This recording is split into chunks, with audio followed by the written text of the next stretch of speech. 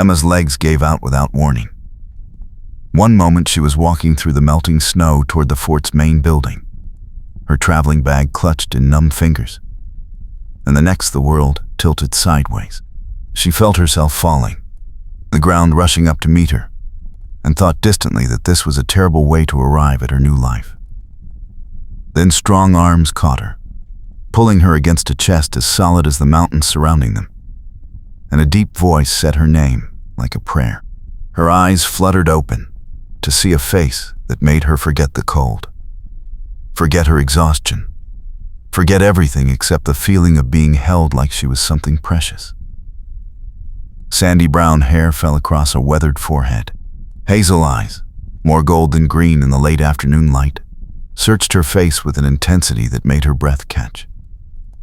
A strong jaw shadowed with stubble, lips pressed into a thin line of concern. This had to be Benjamin, the fort's scout, the man who was supposed to escort her to Stone Valley, the man who definitely was not supposed to make her heart stutter like this. He carried her without apparent effort, his long strides eating up the distance to the nearest building. She could feel the strength in him, coiled and controlled, military precision in every movement. His coat smelled like pine smoke and leather and something else, something distinctly male that made her feel things a mail-order bride on her way to marry another man absolutely should not feel. She tried to speak, to tell him she could walk, but her tongue felt thick and her thoughts scattered like snow and wind. The journey from Missouri had taken 6 weeks, each day harder than the last, and she'd barely eaten in the past 3 days, trying to stretch her meager funds. Now her body was demanding payment for that foolishness. Benjamin kicked open a door and carried her into blessed warmth. A fireplace roared against the far wall, filling the small room with heat and flickering golden light. He set her down carefully on a bench near the fire, his hands lingering at her waist a moment longer than necessary before he pulled back. Emma felt the loss of his warmth like a physical ache, which was ridiculous because she'd known him for approximately 30 seconds. He crouched before her, those striking hazel eyes level with hers, and pulled off his gloves with his teeth. The gesture was oddly intimate. His bare hands cupped her face, thumbs brushing her cheekbones as he tilted her head up to study her features. "When did you last eat?" His voice was rough, like he didn't use it often, but there was gentleness underlying the gruffness that made something in her chest tighten. Emma tried to remember. Yesterday morning? The day before? The stagecoach stops had been expensive, and she'd needed to save every penny. "I'm fine," she managed, but her voice came out thin and unconvincing. His mouth tightened. Without a word, he stood and moved to a small table against the wall, returning with a canteen and what looked like dried meat wrapped in cloth. "Drink," he ordered, uncapping the canteen and pressing it to her lips. Emma drank, the water cool and sweet, better than anything she'd tasted in weeks. He watched her with an expression she couldn't quite read, something between concern and frustration, and something else that made her skin feel too warm. When she'd drunk her fill, he tore off a piece of the dried meat and held it out. Emma took it with trembling fingers, their hands brushing in the exchange. That simple contact sent a jolt through her that had nothing to do with cold or hunger. She ate slowly, aware of his gaze on her, watching every swallow like he was memorizing the sight. The silence between them felt heavy with things unsaid, questions unasked. Finally, he sat back on his heels and said, "I'm Benjamin Cole, Fort Scout. I'm supposed to take you to Stone Valley tomorrow at first light." His tone was carefully neutral, but something flickered in his eyes when he said the name of the town, the place where her intended husband waited. Marcus Dalton. The man her family had arranged for her to marry. The man she'd never met, but whose letters had been formal and distant, speaking of duty and obligation and practical matters like livestock and property boundaries. "Emma," she said, even though he clearly already knew her name. "Emma Winters. Thank you for catching me. I don't usually collapse in snow. It's been a long journey." That was an understatement. 6 weeks of stagecoaches and way stations, sleeping in corners and eating scraps, watching her carefully hoarded money dwindle with every mile. All to reach a territory she'd never seen, to marry a man she didn't love, to fulfill a promise her dying mother had extracted. Her older brother Marcus had arranged it all, determined to see her settled and provided for.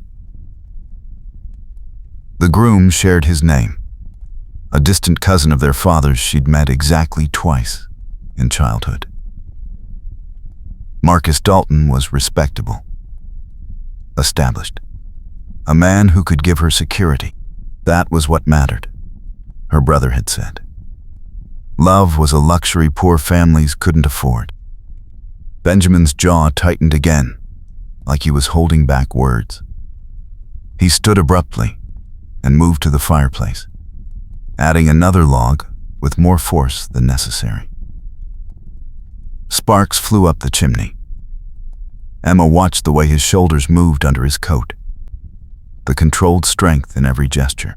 He'd been a soldier, she remembered from the brief letter the fort commander had sent.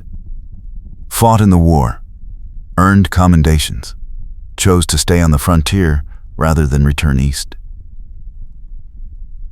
There was a story there, she thought.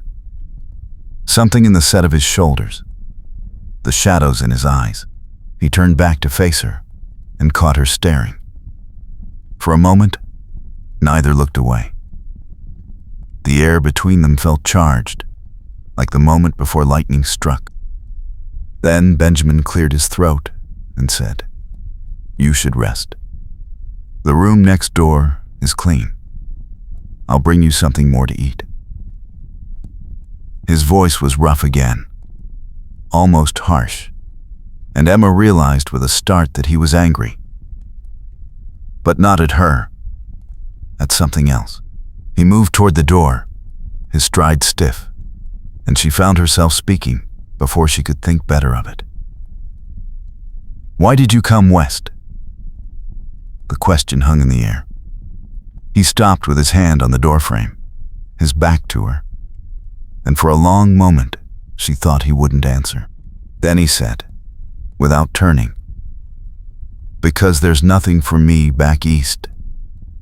No family, no ties, just ghosts." He left before she could respond, the door closing behind him with quiet finality. Emma sat alone by the fire, her traveling dress drying in the warmth, and tried to ignore the way her heart was still racing. This was wrong. All of this. She was promised to another man. She had no business noticing the color of Benjamin Cole's eyes, or the way his hands had felt cupping her face, or the protective fury in his expression when he'd asked about her last meal. She was here to fulfill an obligation, to give her brother peace of mind and honor her mother's dying wish, to build a stable, respectable life as Mrs. Marcus Dalton of Stone Valley, Arizona Territory. That was the plan. That was what duty demanded.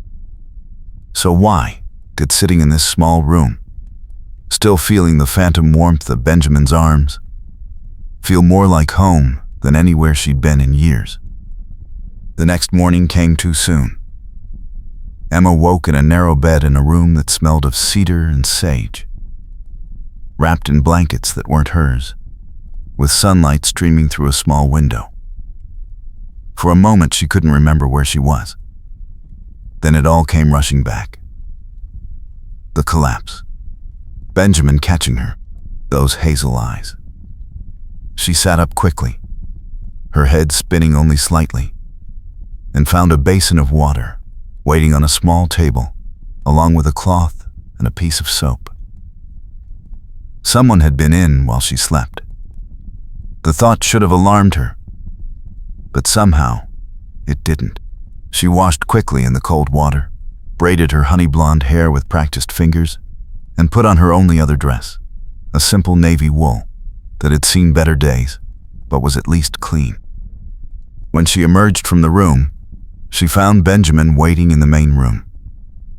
2 horses saddled and ready visible through the open door behind him. He'd shaved, she noticed, though the stubble had looked good on him. His hair was damp, slicked back from his forehead, and he'd changed into a fresh shirt under his coat. He looked at her with an expression she couldn't read, something shuttered and careful, like he was keeping something locked away. "Feeling better?" he asked. Emma nodded, not trusting her voice. He moved past her to the table and picked up a bundle wrapped in cloth. "Food for the road. It's 4 hours to Stone Valley. We should make good time. The snow's melting fast." His tone was all business, the warmth from yesterday carefully buried. Emma took the bundle, their fingers brushing again. This time, Benjamin pulled back quickly, like she'd burned him. He gestured to the door. "Your horse is the bay mare. Steady, good temperament. Dalton sent money for your stage passage, but I figured you'd want to arrive on horseback instead of in a wagon, more dignified." Something in the way he said Dalton's name, flat and emotionless, made Emma's stomach clench. She followed him outside into morning air that bit with cold despite the sun. The late winter thaw was deceptive. Warmth during the day, but frost at night. Everything caught between seasons. Benjamin helped her mount, his hands firm at her waist, lifting her into the saddle like she weighed nothing. Emma tried not to notice the way her body responded to his touch, the way her pulse jumped when his fingers lingered just a moment. She was being ridiculous. This was a simple escort, nothing more. He was being professional, polite. The fact that he'd caught her when she fell was basic human decency, not some romantic gesture from a dime novel. She needed to get her foolish heart under control before she arrived in Stone Valley and met her future husband. They rode in silence for the first hour, following a trail that wound through pine forests and around rocky outcroppings. The snow was indeed melting fast, turning the path muddy in places, revealing patches of brown grass and scattered wildflowers just beginning to bloom. Spring was coming early this year, Benjamin had mentioned last night. Good for the ranchers, he'd said. Good grazing weather ahead. Emma watched his back as he rode, the easy way he sat his horse, like he and the animal were one unit. A soldier's posture, straight and alert, always scanning the horizon. She wondered what he was watching for. Danger? Or just avoiding looking at her? "Tell me about Stone Valley," she said finally, unable to bear the silence any longer. Benjamin's shoulders tensed, but he didn't turn around. Small town, maybe 200 people. Founded 10 years ago by ranchers and miners. Church, general store, saloon, doc's office, respectable enough. He paused, then added, "Marcus Dalton owns the biggest ranch in the area. Cattle mostly, some horses. Employs about 20 hands, year-round. Well respected. Serves on the town council." Every word sounded like it cost him something to say. Emma swallowed hard. "Have you met him?" she asked. Now Benjamin did turn, twisting in his saddle to look back at her. His hazel eyes were shadowed under the brim of his hat. "Once. He came to the fort last month to arrange your escort. Seemed like a decent man. Serious. Responsible. The kind of man who'd provide well for a wife. The words hung between them like an accusation. Emma couldn't quite meet his gaze. "That's good," she said quietly. "That's what I need. Stability. Security." Benjamin made a sound that might have been agreement, or might have been something else entirely. He turned back around and urged his horse forward at a slightly faster pace. Emma followed, her chest tight with emotions she didn't want to name. They stopped to rest the horses around midday, near a stream swollen with snowmelt. Benjamin helped her dismount, his hands careful and impersonal now, not meeting her eyes. Emma walked to the stream's edge and knelt to splash cold water on her face, trying to clear her head. Behind her, she heard Benjamin moving, tending to the horses, unpacking food. The sound of his presence was oddly comforting. She'd spent the past 6 weeks among strangers, constantly on guard, always alone. Having someone nearby who'd shown her genuine kindness, even briefly, made something in her chest ache. "Emma." His voice was closer than she'd expected. She turned to find him standing a few feet away, holding out a piece of bread and cheese. The sunlight caught in his sandy hair, turning it almost gold, and his expression was gentler than it had been all morning. "You need to eat," he said. Not an order this time. A request. Emma took the food and ate slowly, aware of him settling onto a rock nearby, close enough to talk, but far enough to be proper. They ate in companionable silence, the only sounds the rush of water and the occasional call of a bird. "Why did you agree to come?" Benjamin asked suddenly. Emma looked up, startled. His eyes were on the stream. Not her, but his jaw was tight. "To Arizona," he clarified. "To marry a man you've never met." "Why?" Emma set down the bread, her appetite fading. "My mother died last year. Before she passed, she made me promise I'd accept a good match if one was offered. She worried about me, alone with no parents. My brother Marcus arranged it. Marcus Dalton is family, distantly. He's established, respectable. It seemed like the sensible thing." The words sounded hollow even to her own ears. Benjamin finally looked at her, and the intensity in his gaze made her breath catch. "And what do you want?" he asked quietly. "Not your mother, not your brother. You." The question hung in the air between them. Dangerous and tempting. Emma opened her mouth to give the safe answer, the proper answer, but what came out was the truth. "I don't know anymore. I thought I did, back in Missouri. I thought security and stability were enough, but now I'm here, and everything feels different, and I don't know what I want except that it's not what I thought it would be." Her voice broke on the last words.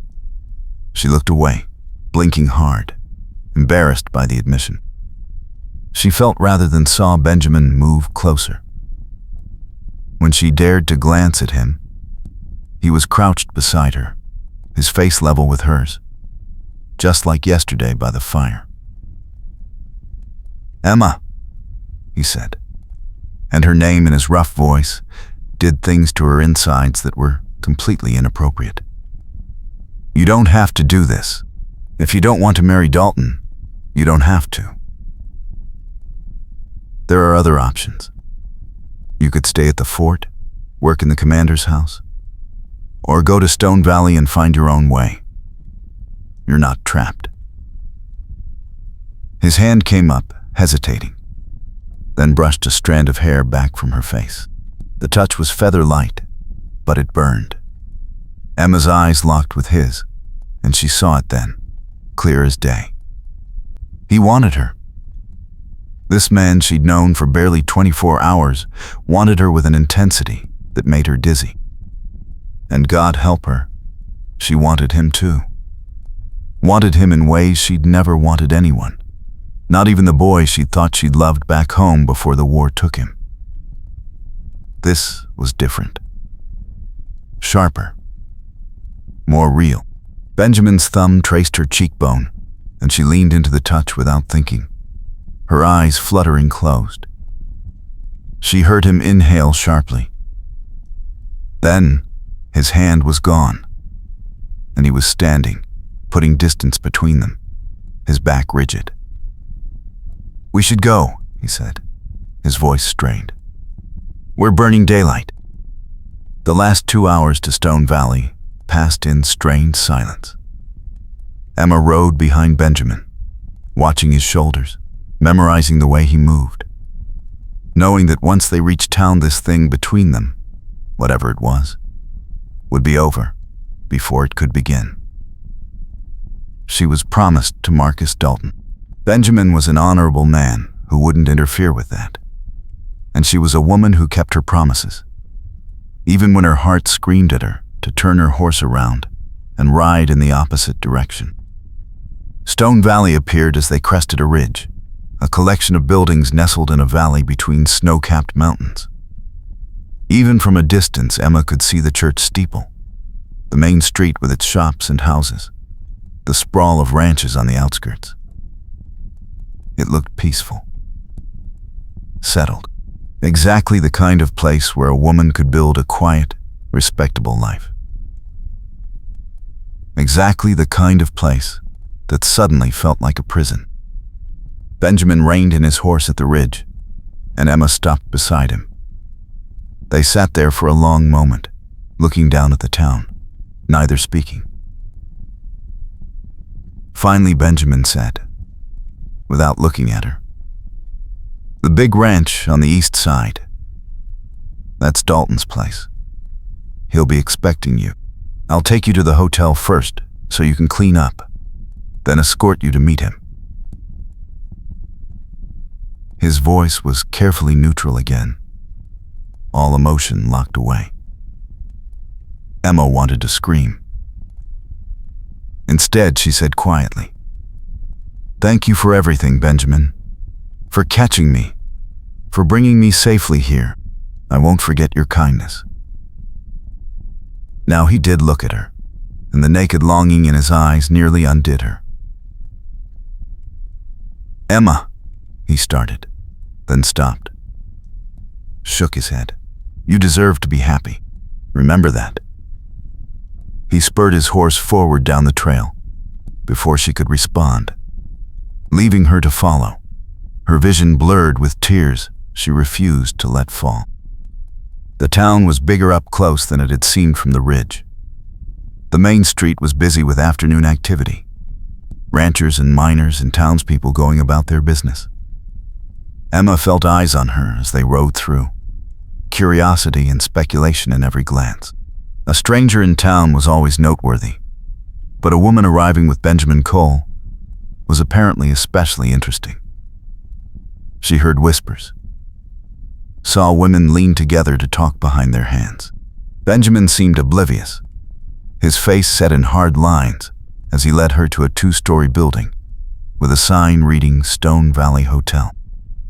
He helped her dismount one last time, his hands at her waist achingly familiar now.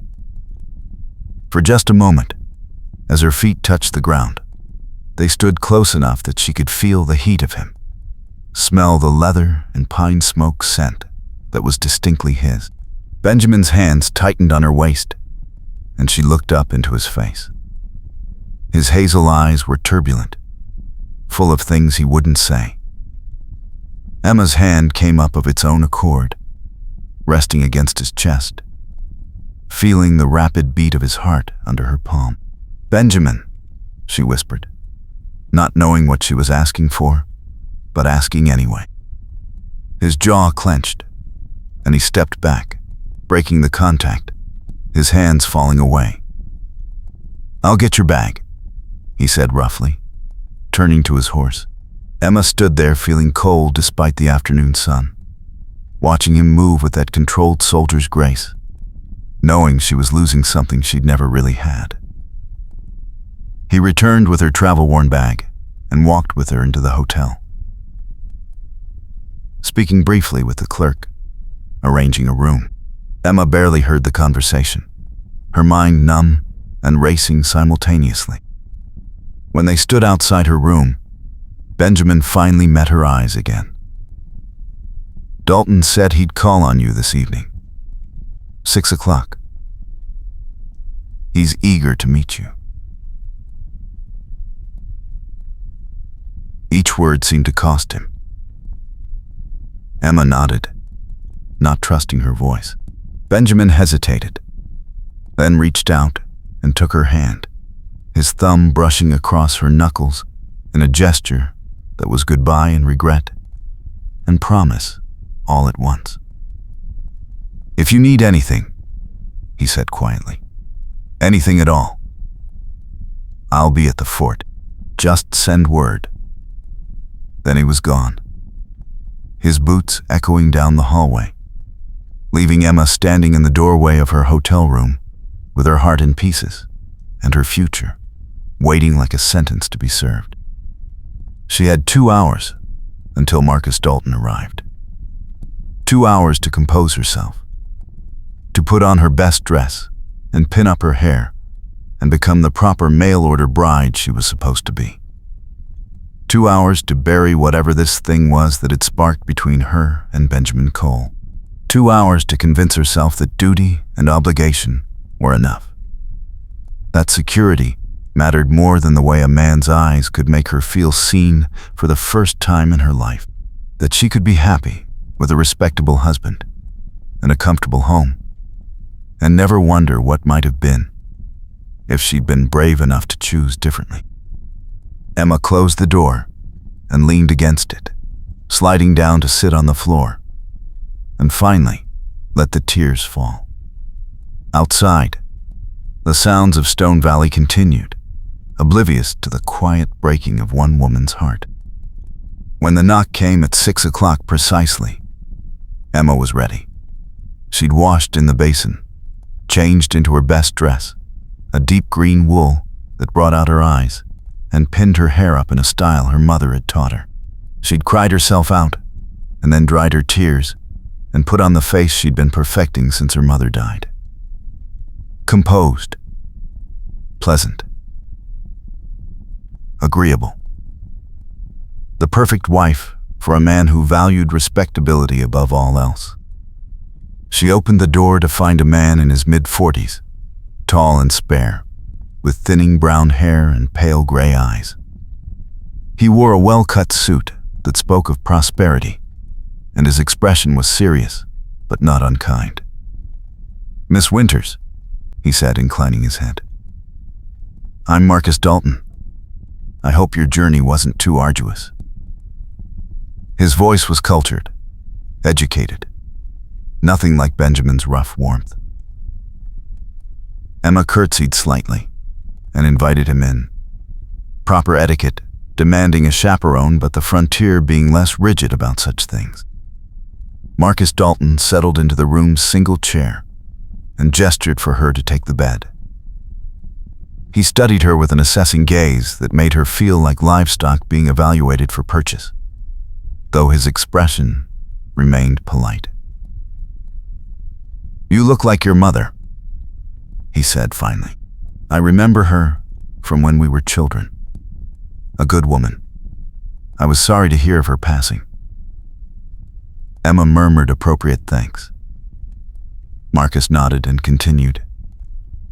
"Your brother wrote to me about your situation.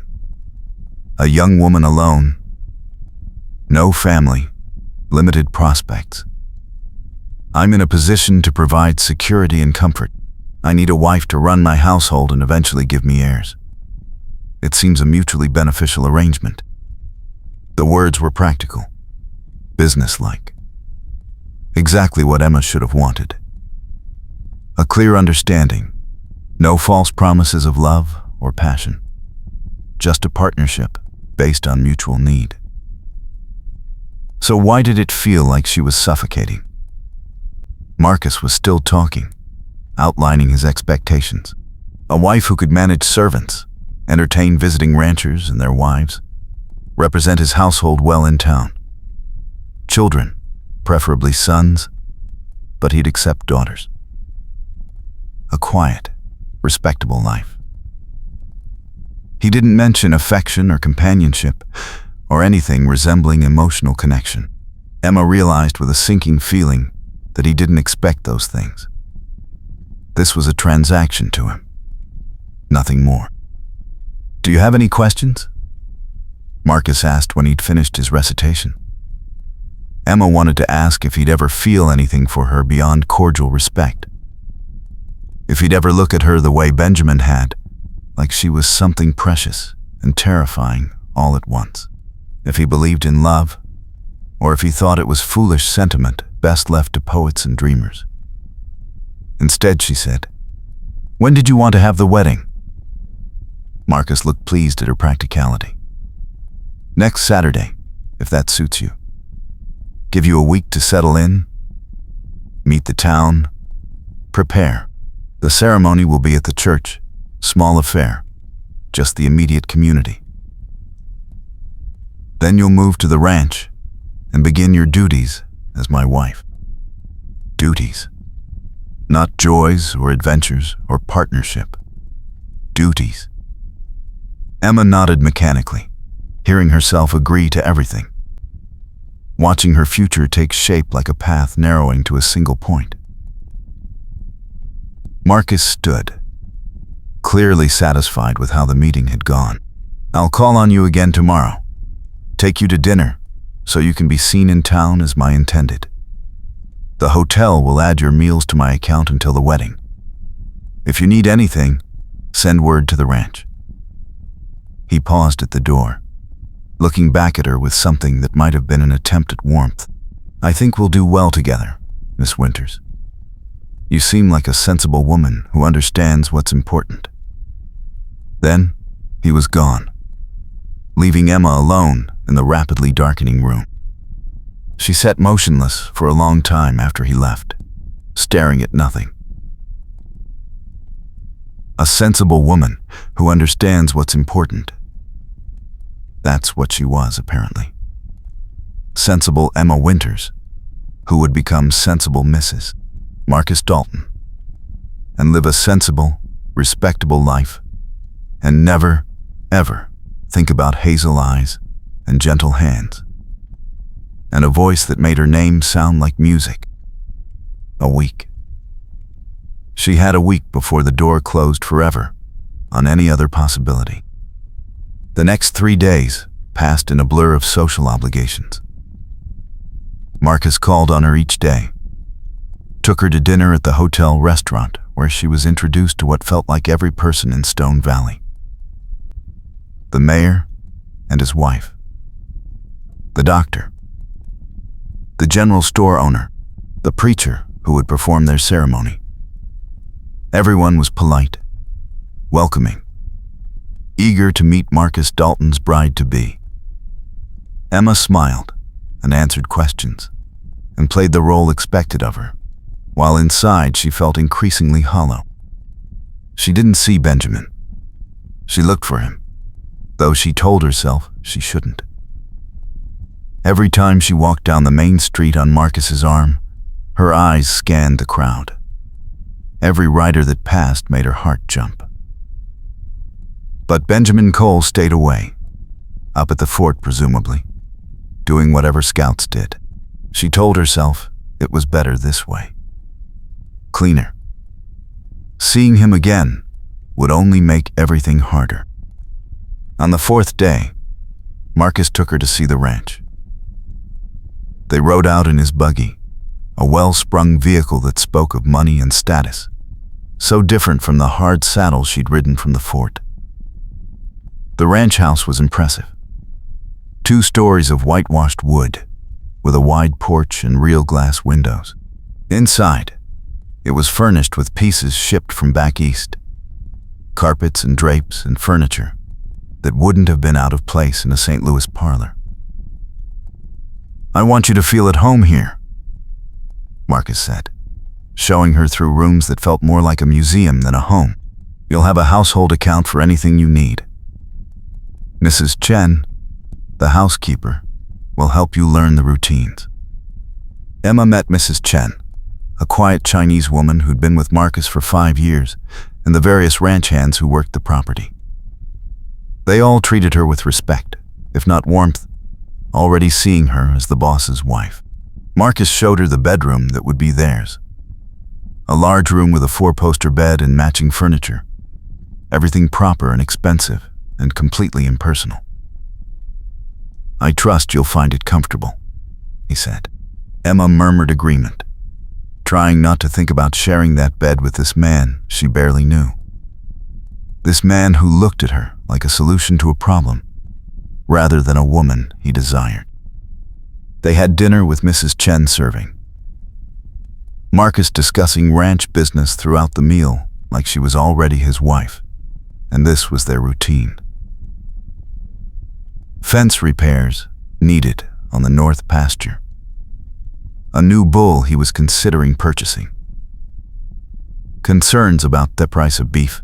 Emma listened and made appropriate sounds, her mind drifting despite her best efforts.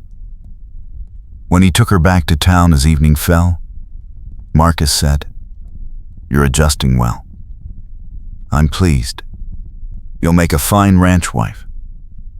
He didn't kiss her goodnight, just patted her hand like she was a child or a pet, and drove away, leaving her standing outside the hotel feeling more alone than she'd ever felt in her life. She was walking toward the hotel entrance when she saw him. Benjamin, standing in the shadows near the livery stable across the street, his hat pulled low, but those hazel eyes unmistakable even in the gathering dusk.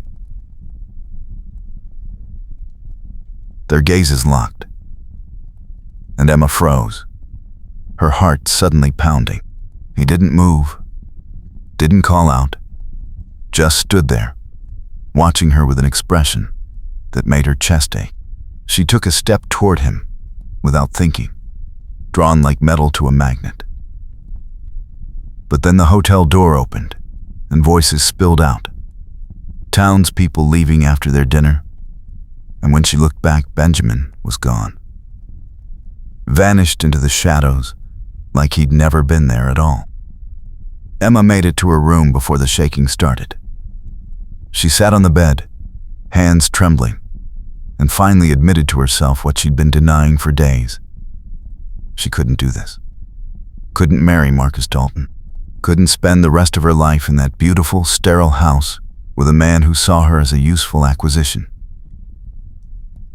It didn't matter that it was sensible, that it fulfilled her promise to her mother, that it would give her security.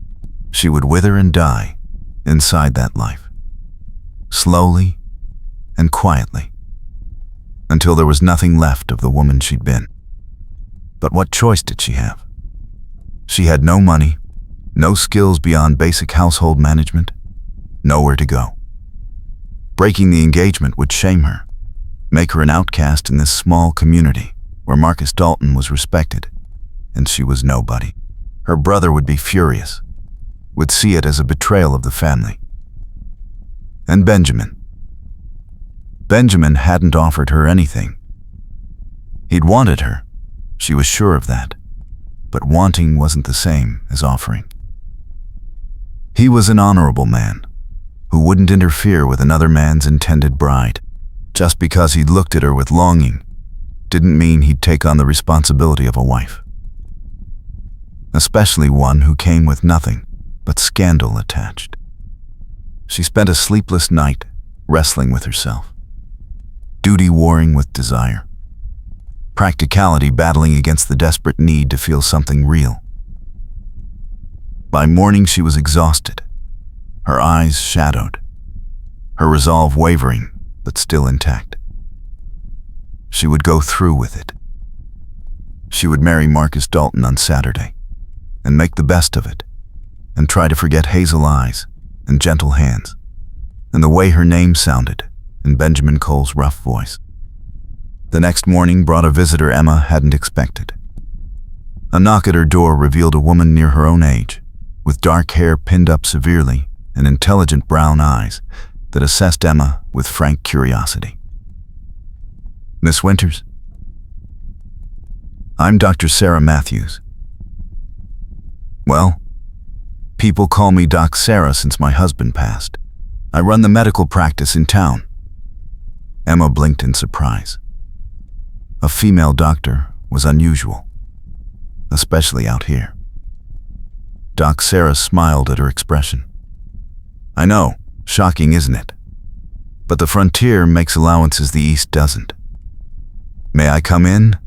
I wanted to welcome you properly, without the whole town watching." Emma invited her in, grateful for what felt like the first genuine gesture of friendship she'd received. Doc Sarah settled into the chair and got straight to the point. "I'm not here just for socializing, though I do hope we'll be friends. I'm here because Benjamin Cole came to see me last night, asked me to check on you, make sure you were all right. Said you'd been through a hard journey, and he was worried." Emma's breath caught. Benjamin had been thinking about her, worried about her. Doc Sarah continued, her gaze shrewd. "He's a good man, Benjamin. Keeps to himself mostly, but solid as they come. I've known him 3 years now, and I've never seen him look at a woman the way he looked when he talked about you last night."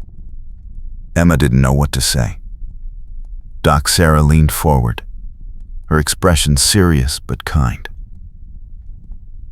"I'm going to be blunt, because I think you need someone to be. You don't love Marcus Dalton. And he doesn't love you. I'm not saying he's a bad man. He's decent enough in his way. But he's marrying you for convenience, and you're marrying him for security. I've seen that kind of marriage before. Sometimes it works out all right. More often it becomes a slow kind of death, especially for the woman." She paused, letting her words sink in. "You have a choice, Emma. It might not feel like it, but you do. There are always choices, even when they're hard ones." Emma felt tears prick her eyes. "What choice do I have? I have no money, no prospects. I made a promise to my mother. My family arranged this. I can't just walk away." Doc Sarah reached out and took her hand. "Yes, you can.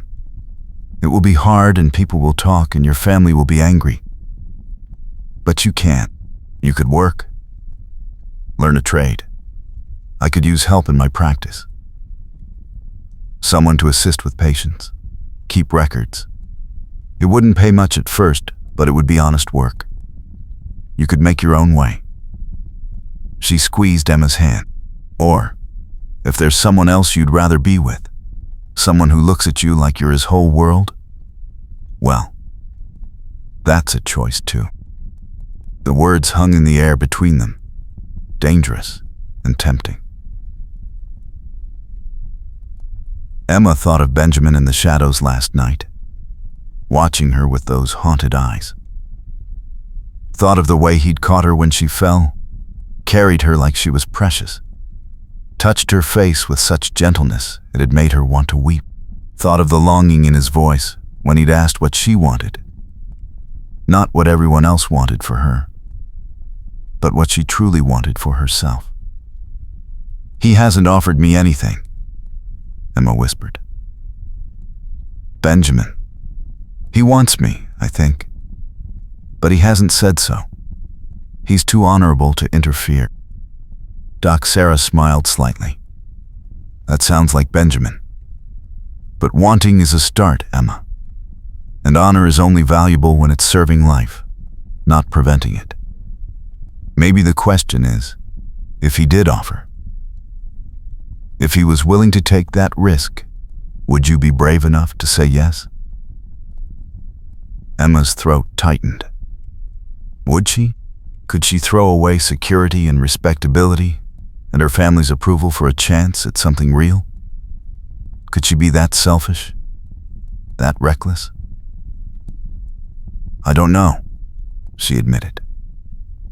Doc Sarah stood, squeezing her shoulder gently. Well, you have 2 more days to figure it out.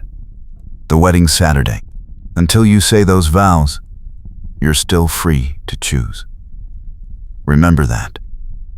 After Doc Sarah left, Emma sat alone with her thoughts churning. 2 days. 48 hours until she became Mrs. Marcus Dalton. Was that enough time to find courage she wasn't sure she possessed? She spent the day walking around Stone Valley, trying to imagine herself living here for the next 40 years. The town was pleasant enough, the people friendly if a bit provincial.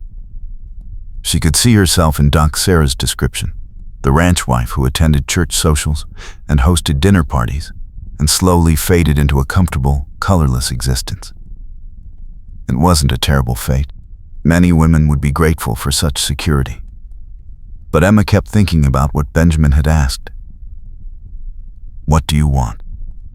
She wanted to feel alive, wanted to wake up each morning with anticipation instead of resignation, wanted to be seen, truly seen, for who she was and not what role she could fill. Wanted to be touched with desire and tenderness, not duty. Wanted someone to look at her the way Benjamin had, like she was a gift and a wonder and worth taking risks for. She wanted passion and partnership and the kind of love that made ordinary moments feel extraordinary. Was that too much to ask? Was it selfish to want more than comfort and security? That evening, instead of dining with Marcus as planned, Emma sent word that she was unwell. It wasn't entirely a lie. Her stomach was in knots, and her head ached from too much thinking. She ate alone in her room, picking at bread and cheese, watching the sun set over the mountains, and wondering what Benjamin was doing up at the fort. Was he thinking about her? Was he relieved to have delivered her safely to her intended and be done with the complication she represented? Or was he lying awake at night, remembering the moment by the stream when they'd almost kissed, tormented by the same what-ifs that haunted her? The next day was Friday. Tomorrow she would marry Marcus Dalton. The thought sat in her stomach like a stone. She dressed carefully, pinned up her hair, and went down to breakfast, determined to get through this final day with grace. But when she entered the hotel dining room, she found Benjamin Cole sitting at a corner table, a cup of coffee cooling in front of him, his eyes on the door like he'd been waiting for her. Their gazes locked, and the room seemed to fade away, all the other diners and their chatter becoming meaningless noise. Benjamin stood slowly, his expression intense, and gestured to the empty chair across from him. Emma's feet carried her to his table before her mind could argue. "I wasn't sure you'd come," Benjamin said as she sat. His voice was rough, like he hadn't slept. Emma looked at him properly for the first time in days and saw shadows under his eyes, tension in his jaw. He looked like a man at war with himself. "I shouldn't be here," she replied quietly. "Marcus expects me for lunch. The whole town knows we're getting married tomorrow." Benjamin's hand tightened on his coffee cup. "I know. That's why I'm here. Emma, I need to say something, and you need to hear it before tomorrow. Before you make vows you can't take back."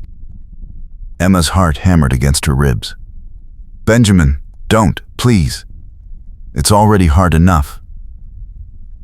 But he reached across the table and took her hand, his calloused fingers wrapping around hers with desperate urgency. "I'm in love with you," he said. the words tumbling out rough and raw. I know I have no right. I've known you barely a week. But from the moment I caught you in the snow, something in me recognized something in you. And I can't let you marry Dalton without telling you. I love you, Emma. I love your strength and your kindness, and the way you try to do the right thing, even when it costs you. I love the sound of your voice and the way you look at the world like you're seeing it new. I love you, and it's killing me to watch you walk toward a life that will slowly extinguish everything bright in you. Emma's eyes filled with tears. The dining room had gone quiet, she realized distantly. Everyone was watching them, this scandalous scene playing out over breakfast. She should pull her hand away, should stand up and leave, should protect what was left of her reputation. Instead, she held on tighter, her voice breaking as she said, I love you too. I think I have from the moment you caught me. But Benjamin, what can we do? I have no money. You have no means to support a wife. I made promises. My family expects this. The whole town knows about tomorrow. How can we possibly? Run away with me. Benjamin's words cut through her panic like a blade. His hazel eyes burned with intensity. Right now. Today. We'll go to the fort. I'll collect my pay. We'll leave Arizona Territory entirely. Head north to Montana or west to California. I'm a good worker. I can find employment anywhere. We'll start over, just us. No expectations or obligations. We'll build our own life on our own terms. He stood, pulling her up with him, both of them oblivious now to the shocked murmurs filling the room. Marry me, Emma. Not tomorrow in a church full of people who don't matter. Today, right now, at the Fort Chapel. Say yes and damn the consequences. Choose yourself. Choose us. Choose life over duty for once in your life. Emma stared at him, her whole world narrowing to his face, his words, the feel of his hand in hers. This was madness. Complete insanity. She'd be breaking her word, shaming her family, burning every bridge behind her. She'd be choosing uncertainty over security, passion over comfort, a man she'd known a week over the respectable future that had been carefully arranged. It went against everything she'd been taught, everything she'd promised. Her mother would be horrified. Her brother would never forgive her. The whole town would talk about her for years. The mail-order bride who ran off with another man the day before her wedding. But God, she wanted to say yes. Wanted it so badly she could taste it. Wanted to climb on a horse with Benjamin Cole and ride away from Stone Valley and never look back. Wanted to wake up every morning in his arms instead of in Marcus Dalton's sterile bedroom. Wanted to build a life with someone who saw her as a partner, not a convenience. Wanted to finally choose what her heart wanted instead of what duty demanded. The word yes was on her lips, forming, ready to change everything. Then the dining room door opened, and Marcus Dalton walked in. He stopped dead when he saw them, Emma and Benjamin standing together, holding hands in front of the entire town, and his face went hard as stone. The room fell completely silent. Marcus walked slowly toward them, his pale gray eyes cold with fury carefully controlled. Miss Winters, he said, his voice clipped and formal. Would you care to explain what's happening here? Emma's throat closed. She couldn't speak, couldn't move. Benjamin's hand tightened on hers, anchoring her. "She's not your Miss Winters," Benjamin said, his voice steady. "Or she won't be. She's making a choice." Marcus's gaze shifted to Benjamin with contempt. "You're the fort scout. I paid you to deliver her safely, not seduce her." The word seduce rang through the room like an accusation. Emma found her voice at last. "He didn't seduce me. He told me the truth, that I don't have to go through with this marriage if I don't want to. That I have choices." Marcus's attention snapped back to her, his expression a mask of controlled anger. "Choices? You gave your word. Your family arranged this in good faith. I've made preparations, announced our engagement, invited the entire town to our wedding tomorrow. You would break all those commitments because a man you've known a week whispered pretty words in your ear?" The way he said it made her sound foolish, childish. Emma felt heat rise in her cheeks, but she kept her chin up. "You're right that I made commitments. But Marcus, be honest. Do you love me? Have you ever even considered loving me? Or am I just a solution to your need for a wife and heirs?" The question hung in the air. Marcus's jaw tightened, but he didn't answer immediately. Finally, he said, "I offered you security, comfort, respectability. That's more than most women in your position can hope for. Love is a luxury, Miss Winters. I thought you understood that." "Maybe I did," Emma said softly. "But I don't anymore. I'm sorry, Marcus. Truly. You're a good man, and you deserve a wife who can be what you need. But I can't be that woman. I can't marry you knowing what I know now about myself, about what I want. It wouldn't be fair to either of us." She pulled her hand from Benjamin's and took a step toward Marcus, meeting his cold gaze steadily. "I'm breaking our engagement. I'll return to Missouri, write to my brother, explain everything. The shame is mine to bear, not yours. You can tell people I was unsuitable, that I deceived you about my character. I'll take the blame." Marcus stared at her for a long moment, his expression unreadable. Then, he said quietly, "You're a fool. You're choosing poverty and scandal over everything I could give you. You'll regret this, Miss Winters. Both of you will." He turned on his heel and walked out, his back rigid with fury, leaving Emma standing in the center of the dining room with every eye on her and her hands shaking with reaction. Benjamin was beside her instantly, his arm around her waist, supporting her. "Come on," he said gently. "Let's get out of here." He guided her through the staring crowd and out into the morning sunlight. Emma gulped air, feeling like she might be sick. What had she just done? She'd destroyed everything. Her reputation was in ruins. Her family would be mortified. She'd have to leave Stone Valley immediately, before the gossip really started. She had no money, no plan, nothing but the clothes on her back and the man beside her whose own future she'd just complicated immeasurably. "Emma!" Benjamin turned her to face him, his hands cupping her face, forcing her to meet his eyes. "Breathe.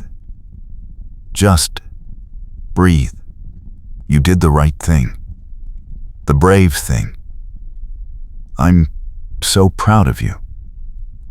His thumb brushed away a tear she hadn't realized was falling. "We'll figure this out. I promise you, we'll be all right." Emma wanted to believe him, wanted to feel relief or freedom or joy. Instead, she just felt terrified. "What do we do now?" she whispered. Benjamin smiled, and there was such warmth in it such absolute certainty that some of her panic eased. Now we go to the fort. I'll resign my position, collect what's owed me. Then we head north, like I said. Fresh start, just us. But first, he glanced back at the hotel, then at the church down the street. First, if you're willing, I'd like to make you my wife before we leave. Not a big ceremony, just us and a preacher and God. Make it official that you're mine and I'm yours. The proposal, if it could be called that, was so like Benjamin. Straightforward, practical, but underneath it a tenderness that made Emma's chest ache. She thought about what she was agreeing to. Marrying a man she'd known barely a week, leaving everything familiar behind, starting over with nothing but faith in each other. It was terrifying. It was also the most alive she'd felt in years. Emma looked up at Benjamin Cole, this unexpected man who'd caught her when she fell, and somehow caught her heart just as surely, and made her choice. Yes, she said. Yes, I'll marry you. Today. Right now. Let's do this, before I lose my nerve. Benjamin's grin was brilliant, transforming his usually serious face. He swept her up in his arms, spinning her around right there in the street. And Emma found herself laughing despite everything, clinging to his shoulders, feeling something like hope bloom in her chest. When he set her down, he kissed her forehead gently. Wait here. I'll go find the preacher, arrange everything. 10 minutes. He started to leave, then turned back and kissed her properly, his mouth claiming hers with a hunger and tenderness that made her dizzy. It was nothing like the chaste kiss she'd imagined sharing with Marcus Dalton. This was real and raw and full of promise. When he pulled back, they were both breathing hard. 10 minutes, he repeated, and ran toward the church. Emma stood alone in the street, her lips still tingling, her heart racing, and thought about the fact that in less than an hour she'd be Emma Cole instead of Emma Winters or Emma Dalton. She'd be starting a completely new life with a man who loved her enough to give up everything familiar. It was insane, reckless, completely improper, and she couldn't wait. True to his word, Benjamin returned in less than 10 minutes with the preacher in tow, a kindly older man who looked more amused than scandalized by the hasty wedding. Benjamin tells me you're in love and can't wait another day, Preacher Morrison said with a twinkle in his eye. Well, I've been marrying folks for 30 years, and I can tell genuine feeling when I see it. Let's get you two properly hitched before the whole town forms a mob.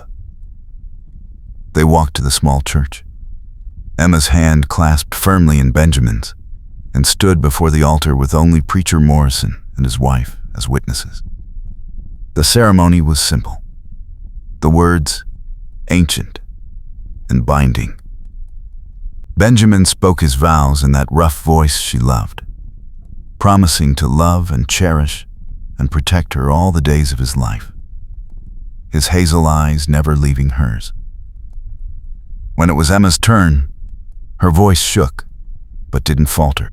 She promised to love and honor and stand beside him through whatever came, and meant every word with a fierce certainty that surprised her. When Preacher Morrison pronounced them husband and wife, Benjamin kissed her with such reverence, it brought tears to her eyes. My wife, he murmured against her lips, Emma Cole. The name felt right, in a way Emma Dalton never had. They signed the certificate with Mrs. Morrison as witness, and just like that, Emma's life changed completely. She was married, to a man she'd known barely a week. She'd burned every bridge, destroyed her reputation, and chosen love over security. And standing there in the small church, with Benjamin's arm around her waist and his ring on her finger, a simple silver band he'd somehow procured, Emma felt more certain of this choice than she'd felt about anything in her life. They left the church and headed straight for the livery, Benjamin moving with purpose now that the decision was made. He arranged for horses, provisions for travel, everything they'd need for the journey north. Emma packed her few belongings, changed into her riding dress, and met him at the edge of town an hour after their wedding. They mounted up and turned their horses north, away from Stone Valley and Marcus Dalton and everything that had been planned for Emma's future. As they rode out, Emma looked back once at the town that had almost become her home. She felt a pang of guilt for the chaos she'd left behind, but no regret. Whatever came next, she'd face it with Benjamin. Together. The ride to the fort took 4 hours, the same journey they'd made in reverse a week ago, but everything felt different now. They were married. The word kept echoing in Emma's mind. Strange and wonderful. Benjamin rode close beside her, frequently reaching over to touch her hand or smile at her with an expression of such joy it made her giddy. They talked as they rode, really talked for the first time without the weight of her engagement hanging between them. Benjamin told her about his childhood in Pennsylvania, the farm he'd grown up on, his parents who died of fever when he was 15. About enlisting in the army at 17, desperate for purpose and belonging. About the war and the things he'd seen and done that still haunted his dreams. Emma listened, understanding now why he'd come west, why he kept himself apart. He was trying to outrun ghosts, trying to become someone different than the soldier who'd killed and burned and followed orders without question. "You're a good man," she told him as they stopped to rest the horses near the same stream where they'd almost kissed days ago. "War doesn't make you bad. It just makes you human." Benjamin pulled her close, his arms wrapping around her from behind, as they stood looking at the rushing water. "You make me want to be better," he said quietly. "Make me believe I can be." They reached the fort as evening fell, the sky painted gold and pink with sunset. Benjamin took her straight to the commander's office to resign his position. Commander Hastings was a gruff but fair man who'd served with Benjamin during the war. He took one look at Emma, then at Benjamin's face, and sighed. "You married her, didn't you? The Dalton bride?" Benjamin nodded, his jaw set for argument, but Hastings just laughed. "Can't say I blame you. I saw how you looked at her when you brought her through, like she was water and you'd been dying of thirst. All right, Cole, I'll accept your resignation effective immediately. You've got pay coming, 3 months' worth. And there's a cabin at the edge of fort property, been empty since the Johnsons moved back east. You can stay there tonight, rest up before you head out. No sense riding through the night." Benjamin looked surprised by the easy acceptance. Hastings clapped him on the shoulder. "You're a good man, Cole. Best scout I've had. You deserve some happiness. Take care of that wife of yours." He turned to Emma with a formal nod. "Mrs. Cole, welcome to Fort Hastings. My wife would love to meet you if you've got time before you leave." Emma murmured thanks, still adjusting to being called Mrs. Cole, and let Benjamin lead her to the promised cabin. It was small but clean, just one room with a bed, a fireplace, a table and 2 chairs. Someone had stocked it with firewood and basic supplies. Benjamin lit the fire while Emma looked around what would be their home for one night. Their first night as husband and wife. The realization hit her suddenly and completely. They were married, alone, about to spend the night together. She felt heat rise in her cheeks and busied herself unpacking their saddlebags to hide her nervousness. "Emma." Benjamin's voice was soft. She turned to find him watching her with an expression that made her pulse quicken. He crossed to her slowly, giving her time to object, to pull away. When he reached her, his hands came up to cup her face, thumbs brushing her cheekbones in that gesture she'd come to know. "We don't have to," he said quietly. "Consummate the marriage tonight, I mean. I know this has all been fast. If you need time, if you want to wait until you're more comfortable, I'll understand." His consideration, his gentleness, made Emma's eyes prick with tears. This man, this unexpected, wonderful man, who'd caught her when she fell and kept catching her ever since. She reached up and covered his hands with hers. "I don't want to wait," she said, her voice barely a whisper. "I want to be your wife in every way. I want tonight to be the beginning of our life together. I'm nervous, but I'm sure. I'm sure about you, about us." Benjamin's eyes darkened, and he leaned down to kiss her, slowly this time, exploring, tasting. Emma's arms came up around his neck, and she pressed closer, feeling the hard strength of him, the barely leashed control. When he pulled back, they were both breathing hard. "Are you certain?" he asked one more time. Emma answered by reaching up to unpin her hair, letting it fall around her shoulders in honey blonde waves. Benjamin groaned softly. "Emma," he murmured, his fingers threading through her hair. "My Emma." What followed was tender and passionate, and sometimes awkward in the way of first times, but always gentle. Benjamin took his time, making sure she was comfortable, whispering words of love and praise that made her feel cherished in a way she'd never experienced. When it was over, they lay tangled together under blankets by firelight, Emma's head on Benjamin's chest, listening to the steady beat of his heart. "No regrets?" he asked, his fingers tracing idle patterns on her bare shoulder. Emma lifted her head to look at him, this man who was now her husband in every sense. "Not a single one," she said, and meant it with her whole heart. Benjamin smiled and pulled her closer, and Emma felt something settle in her chest. Peace, belonging, home. She'd found it, not in a place, but in a person, and that was worth every risk she'd taken. They talked late into the night, making plans for their future. They'd head north to Montana Territory, Benjamin decided. He'd heard of work available at the big ranches there, and the territory was growing fast with opportunities for those willing to work hard. Emma could take in sewing or laundry to help with expenses until they got established. Eventually, maybe they'd save enough to homestead their own small place. Nothing fancy, just a cabin and some land to call their own. Emma listened to him sketch out their future and felt something she hadn't felt in years. Hope. Real, tangible hope that life could be good, that happiness wasn't just for other people.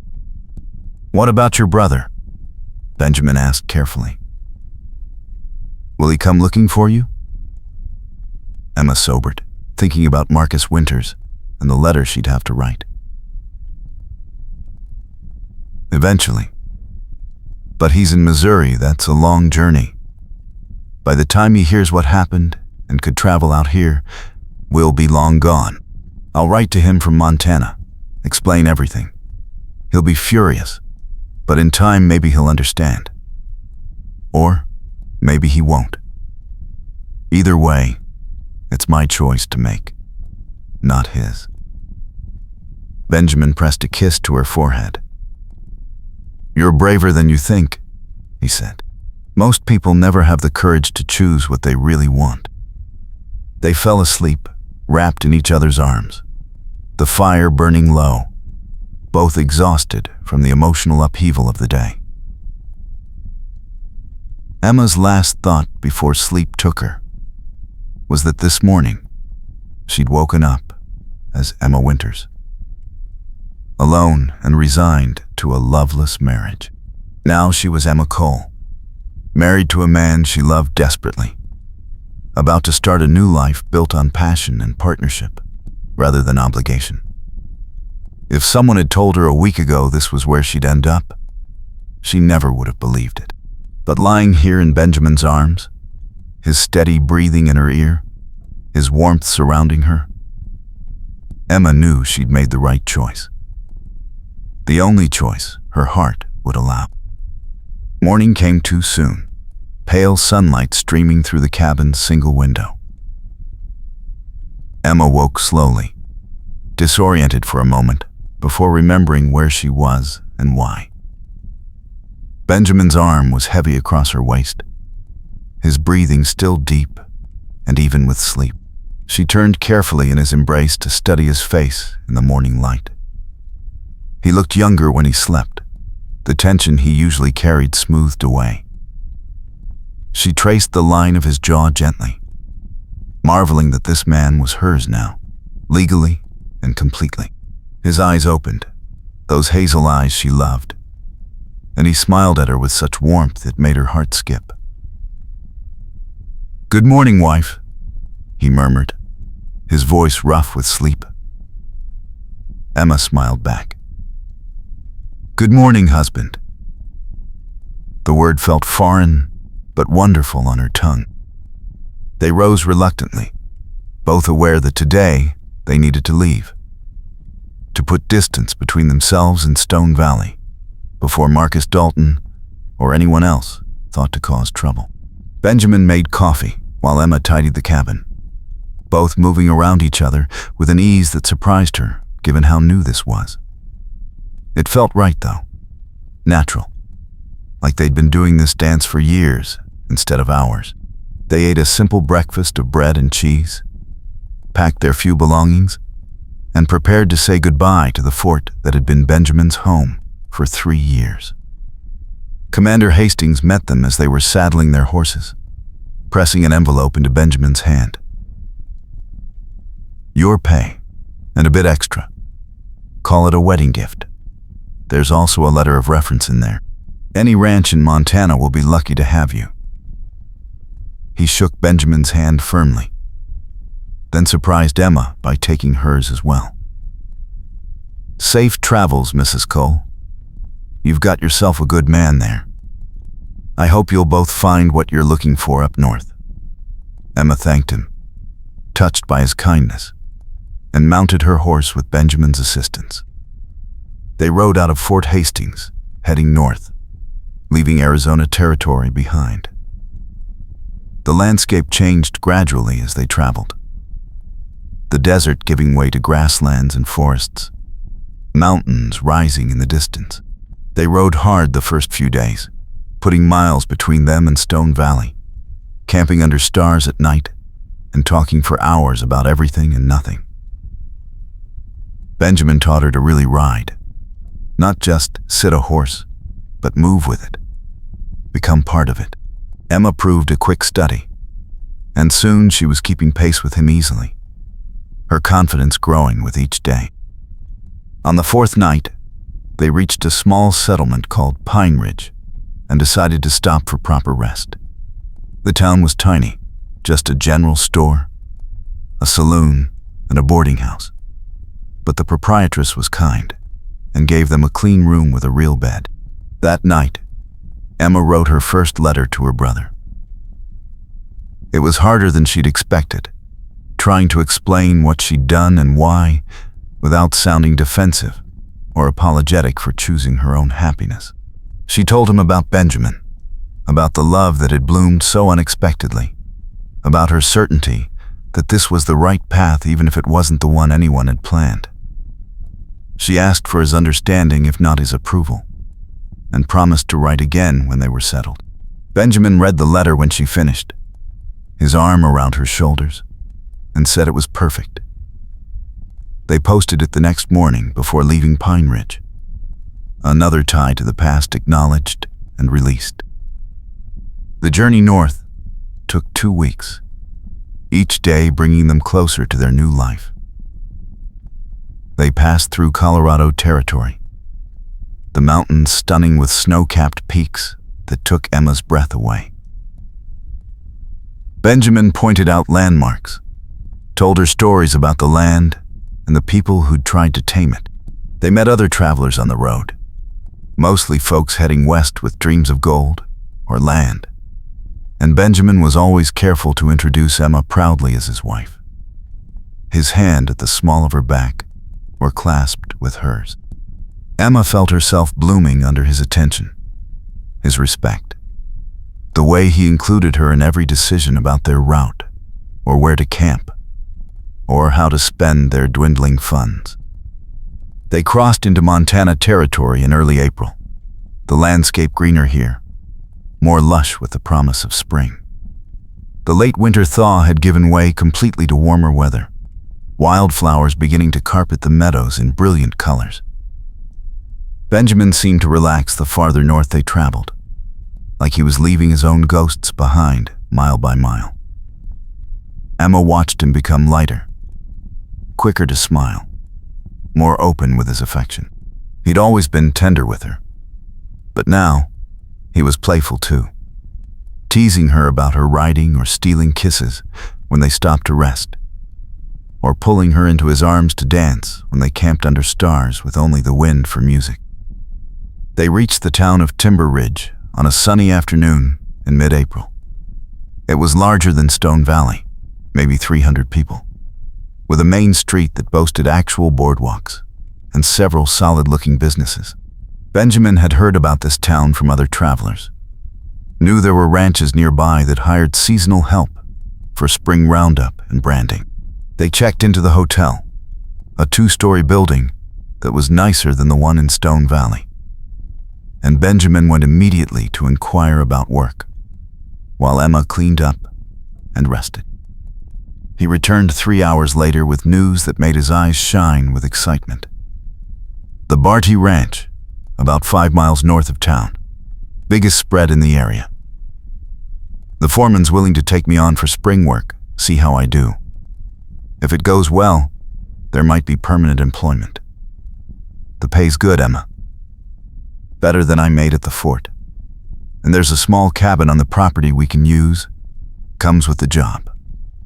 It's not much. The foreman warned me. But it's ours if I want it. I told him I'd discuss it with my wife first. The way he said it, with such respect for her opinion, made Emma's throat tight with emotion. This was partnership. Real partnership. He wasn't deciding her life for her. He was including her in building their shared future. When can we see it? Emma asked, already knowing what her answer would be, but wanting to see this cabin that might become their first real home. Benjamin grinned. Tomorrow morning.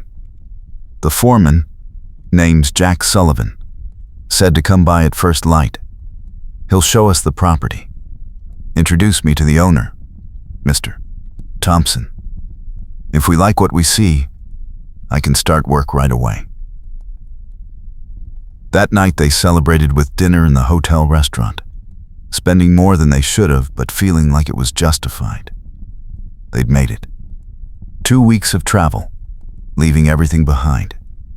And they'd made it to Montana territory with money still in their pockets and a job prospect waiting. Emma raised her glass of cider to Benjamin and said, "To new beginnings." Benjamin clinked his glass against hers, his hazel eyes warm. "To us," he amended, "to choosing love over duty." The next morning they rode out to the Barty Ranch with the sun just clearing the horizon. The property was vast, rolling grassland dotted with cattle, mountains rising purple in the distance. The main ranch house was impressive, a sprawling structure that spoke of prosperity But Benjamin led her past it to a small cabin set back near a stand of pine trees. It was tiny, just one room like the cabin at the fort, but it had a solid roof and real windows with glass, and a stone fireplace that looked well built. There was even a small lean-to for horses, and a patch of land that might make a garden. Emma dismounted and walked slowly around the cabin, her mind already furnishing it, seeing curtains in the windows and herbs drying by the hearth, and Benjamin coming home each evening to find her waiting. It needed work. She could see that. The floor wanted scrubbing. The walls could use whitewashing. The area around the cabin was overgrown. But it had good bones, and it was theirs if they wanted it. She turned to find Benjamin watching her with an anxious expression, like her opinion mattered more than anything. "What do you think?" he asked. Emma smiled, feeling tears prick her eyes for what felt like the 100th time since she'd met this man. "I think it's perfect," she said. "I think we should take it." Benjamin's grin was brilliant, and he swept her up in his arms, spinning her around just like he had in Stone Valley when she'd agreed to marry him. "Then it's ours," he said, setting her down and kissing her soundly. "Our first home, Emma Cole. We'll make it beautiful, you'll see. I'll fix anything that needs fixing. You make it comfortable, and it'll be perfect." They walked back to the main house hand in hand to tell Jack Sullivan they were accepting the position. Jack turned out to be a weathered man in his 50s, with kind eyes and a no-nonsense manner. He shook Benjamin's hand firmly, welcomed Emma with genuine warmth, and took them to meet the owner. Samuel Thompson was a successful rancher in his 60s, a widower who'd built the Barty from nothing over 30 years.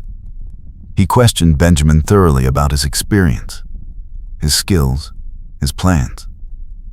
Benjamin answered honestly, including his military service and his time as a Fort Scout. Mr. Thompson nodded approval. "I like a man who's straightforward. You're hired, Cole. Report to Jack tomorrow morning. He'll put you to work. Wages are $30 a month, plus the cabin and beef from our stock. Your wife's welcome to take in laundry or sewing from the ranch hands if she wants extra income. Or help Mrs. Patterson, the ranch cook, during busy seasons. We take care of our people here." It was more than Emma had dared hope for. Steady work, fair pay, a home of their own, however humble. She thanked Mr. Thompson with genuine gratitude, while Benjamin negotiated details with Jack. They spent the rest of the day in Timber Ridge buying supplies, the absolute basics they'd need to set up housekeeping. Blankets and sheets, pots and pans, coffee and flour and beans, a broom and scrub brush. Everything went on credit at the general store, to be paid back from Benjamin's first wages. The storekeeper, a friendly woman named Mrs. Harrison, welcomed Emma warmly when she learned they were new to town and would be living at the Barty. "Samuel Thompson's a good man to work for," she assured Emma. "Fair and honest. You'll do well there." They moved into the cabin that evening, both too excited to wait another day in the hotel. It was basic, almost primitive compared to what Emma had nearly had with Marcus Dalton. But as she swept the floor and Benjamin carried in their supplies, and they worked together to make the space livable, Emma felt happier than she could remember being in years. This was theirs, built by their choices, their labor, their love. When they finally collapsed into bed that night, exhausted but satisfied, Emma curled against Benjamin and whispered, "Thank you." He kissed her hair. "For what?" She pressed closer. "For catching me when I fell. For loving me. For giving me this life." Benjamin's arms tightened around her. "Emma, you gave yourself this life. You were brave enough to choose it. I'm just grateful you chose me." Benjamin started work at the bar T the next morning, riding out with Jack and the other ranch hands before dawn. Emma spent the day transforming the cabin, scrubbing every surface, airing out blankets, organizing their meager possessions. She found wildflowers growing near the pine trees and picked a bunch to put in a tin cup on the table, a small touch of beauty. When Benjamin came home that evening, dusty and tired but grinning, he stopped in the doorway and just looked at what she'd done. "It's a home," he said wonderingly. "You made it a home." Emma felt a rush of pride and pleasure at his reaction. They fell into a routine over the next weeks. Benjamin worked long hours during spring roundup, hard physical labor that left him exhausted but satisfied. Emma took in laundry from some of the single ranch hands, earning a bit of extra money, and started a small vegetable garden near the cabin. She also began helping Mrs. Patterson in the ranch kitchen during busy times, and found she enjoyed the older woman's company. Mrs. Patterson was full of stories and practical wisdom, and she took Emma under her wing, teaching her frontier cooking and preserving techniques. Life on the ranch was demanding but rewarding. Emma loved the rhythm of it, the way each season had its tasks and rituals. She loved watching Benjamin ride in each evening, the way his face lit up when he saw her waiting. They'd eat dinner together.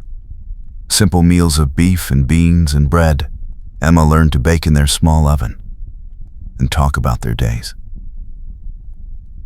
Benjamin would tell her about the cattle and the other hands and the work they were doing.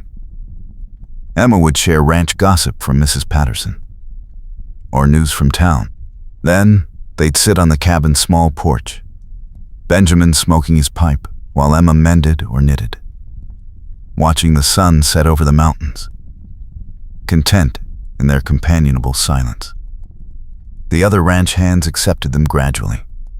At first there was curiosity and some wariness about the new couple, but Benjamin's competence and Emma's friendly manner won people over. They made friends with another young couple, Tom and Mary Chen, who had a small homestead nearby. Mary was Mrs. Patterson's daughter, raised on the frontier and full of useful knowledge about surviving Montana winters and making do with little. The four of them would sometimes share Sunday dinners, trading stories and laughter, and Emma felt the beginnings of real community, the sense of belonging she'd never quite found in Stone Valley. One evening in late May, about 6 weeks after they'd arrived at the Barty, Emma realized her monthly courses were late. She'd been so busy adjusting to her new life that she hadn't noticed at first. But now, she counted back and felt a flutter of possibility in her chest. It was too early to be certain, but the thought that she might be carrying Benjamin's child filled her with a joy so intense, it frightened her. She decided to wait, to be sure before saying anything, but found herself placing a protective hand over her still flat stomach and imagining a baby with Benjamin's hazel eyes and her honey blonde hair. The work at the ranch continued through spring into early summer. Benjamin proved himself invaluable, his military discipline and attention to detail making him a favorite of Jack Sullivan.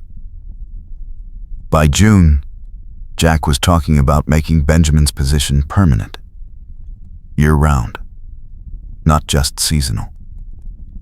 Mr. Thompson agreed, impressed by the younger man's work ethic and reliability. The promotion came with a small raise and the promise that the cabin was theirs as long as they wanted it. Benjamin came home with the news and lifted Emma off her feet in celebration, both of them giddy with the security of steady employment. That night, as they lay together in the darkness, Emma finally told him her suspicion. "Benjamin, I think I might be pregnant. I'm not certain yet, but all the signs are there." She felt him go very still, Then his hand moved to rest on her stomach, large and warm and gentle. "A baby?" His voice was thick with emotion. "Our baby?" Emma covered his hand with hers. "If I'm right, yes. Due sometime in January, I think." Benjamin pulled her close, and in the darkness she felt wetness on his cheeks. He was crying, she realized with wonder. This strong, stoic man was crying at the thought of becoming a father. "I never thought I'd have this," he whispered. "A wife, a home, a family. After the war, I figured I'd die alone somewhere, that I didn't deserve anything better. And then you collapsed in the snow and looked up at me, and everything changed. Emma, you've given me a life I didn't dare dream of, and now a child?" His voice broke. Emma held him, her own tears flowing, both of them overwhelmed by the enormity of the gift they'd been given. Not just the baby, though that was miraculous enough, but this whole life they'd built together. This partnership, this love, this home. The next morning, Emma rode into Timber Ridge to see the doctor, a capable woman named Dr. Martha Stevens, who confirmed what Emma already knew. She was, indeed, pregnant, healthy and strong. Due in mid-January. Dr. Stevens gave her advice about diet and rest, warned her about the dangers of frontier childbirth, but assured her that Emma seemed robust enough to handle it well. Emma rode back to the ranch feeling like she was floating, her hand resting protectively over the tiny life growing inside her. When she told Benjamin the doctor's confirmation that evening, he picked her up carefully, as if she were made of glass, and kissed her with such tenderness it made her ache. "I'm going to take care of you," he promised. "Both of you. You'll want for nothing. I swear it." Emma believed him. She'd learned over these months that Benjamin Cole was a man who kept his promises, who worked himself to exhaustion to provide for her, who loved with his whole heart once he let someone in. Their child would be so loved, so wanted. It would grow up knowing security and affection, and the example of a partnership built on mutual respect and genuine care. The news spread through the ranch community quickly. Mrs. Patterson immediately started fussing over Emma, insisting she rest more and eat better. Mary Chen brought over her mother's old baby clothes and advice about preparing for a Montana winter birth. Even Mr. Thompson congratulated them, his stern face softening as he mentioned his own children, long grown. The community embraced the coming baby as one of their own, and Emma felt a warmth and acceptance she'd never experienced before. Summer passed in a golden haze of happiness. Emma's belly began to round, slowly at first, then more noticeably as the baby grew. Benjamin was endlessly fascinated by the changes in her body, his hands gentle on her stomach when the baby moved, his voice soft as he talked to their child through her skin. He insisted on taking over the heavier chores, wouldn't let her lift anything heavy or work too long in the garden. Emma found his protectiveness both touching and occasionally frustrating, but she understood it came from love and let him fuss. In August, a letter arrived from Emma's brother Marcus. She'd been expecting it for months, dreading it, but when she finally held the envelope with his familiar handwriting, she felt oddly calm.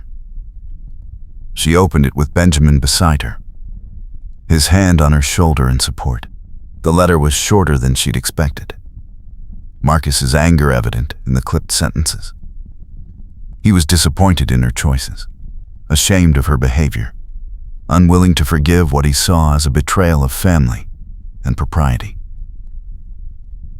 He wished her no ill, but he wanted no further contact. she was no longer welcome in the family home, and he requested she not write again. It was effectively a disownment, harsh and final. Emma read it twice, waiting for the pain to hit, but what she felt instead was a strange sort of relief. Marcus had made his choice, just as she'd made hers. His approval or lack of it didn't change the rightness of her decision. She had Benjamin, their baby, a home and community that valued her. She had more real family here in Montana than she'd ever had in Missouri, with a brother who'd seen her as an obligation rather than a person. She folded the letter carefully and set it aside. "Are you all right?" Benjamin asked, his voice concerned. Emma looked up at him, this man who'd given her everything that mattered, and smiled. "Yes," she said honestly. "I'm all right. I have everything I need right here." Benjamin pulled her close, careful of her rounded belly, and held her while she let herself feel the sadness of losing her brother. Not as a sudden grief, but as the acknowledgement of something that had perhaps never really been there in the first place. Then she dried her eyes and moved on, focusing on the life growing inside her, and the man beside her, and the future they were building together. Fall came to Montana with spectacular color, the aspens turning gold against the evergreen pines, the air crisp with the promise of winter. Emma's pregnancy progressed normally, though the baby was active and strong, keeping her awake at night with kicks and rolls. Benjamin would wake with her, his hand on her belly, feeling their child move, talking softly about his hopes and dreams for their son or daughter. He wanted to teach the child to ride, to track, to read and write. He wanted to give their child opportunities he'd never had, stability and love in equal measure. The ranch prepared for winter, stockpiling hay and supplies, repairing buildings and fences.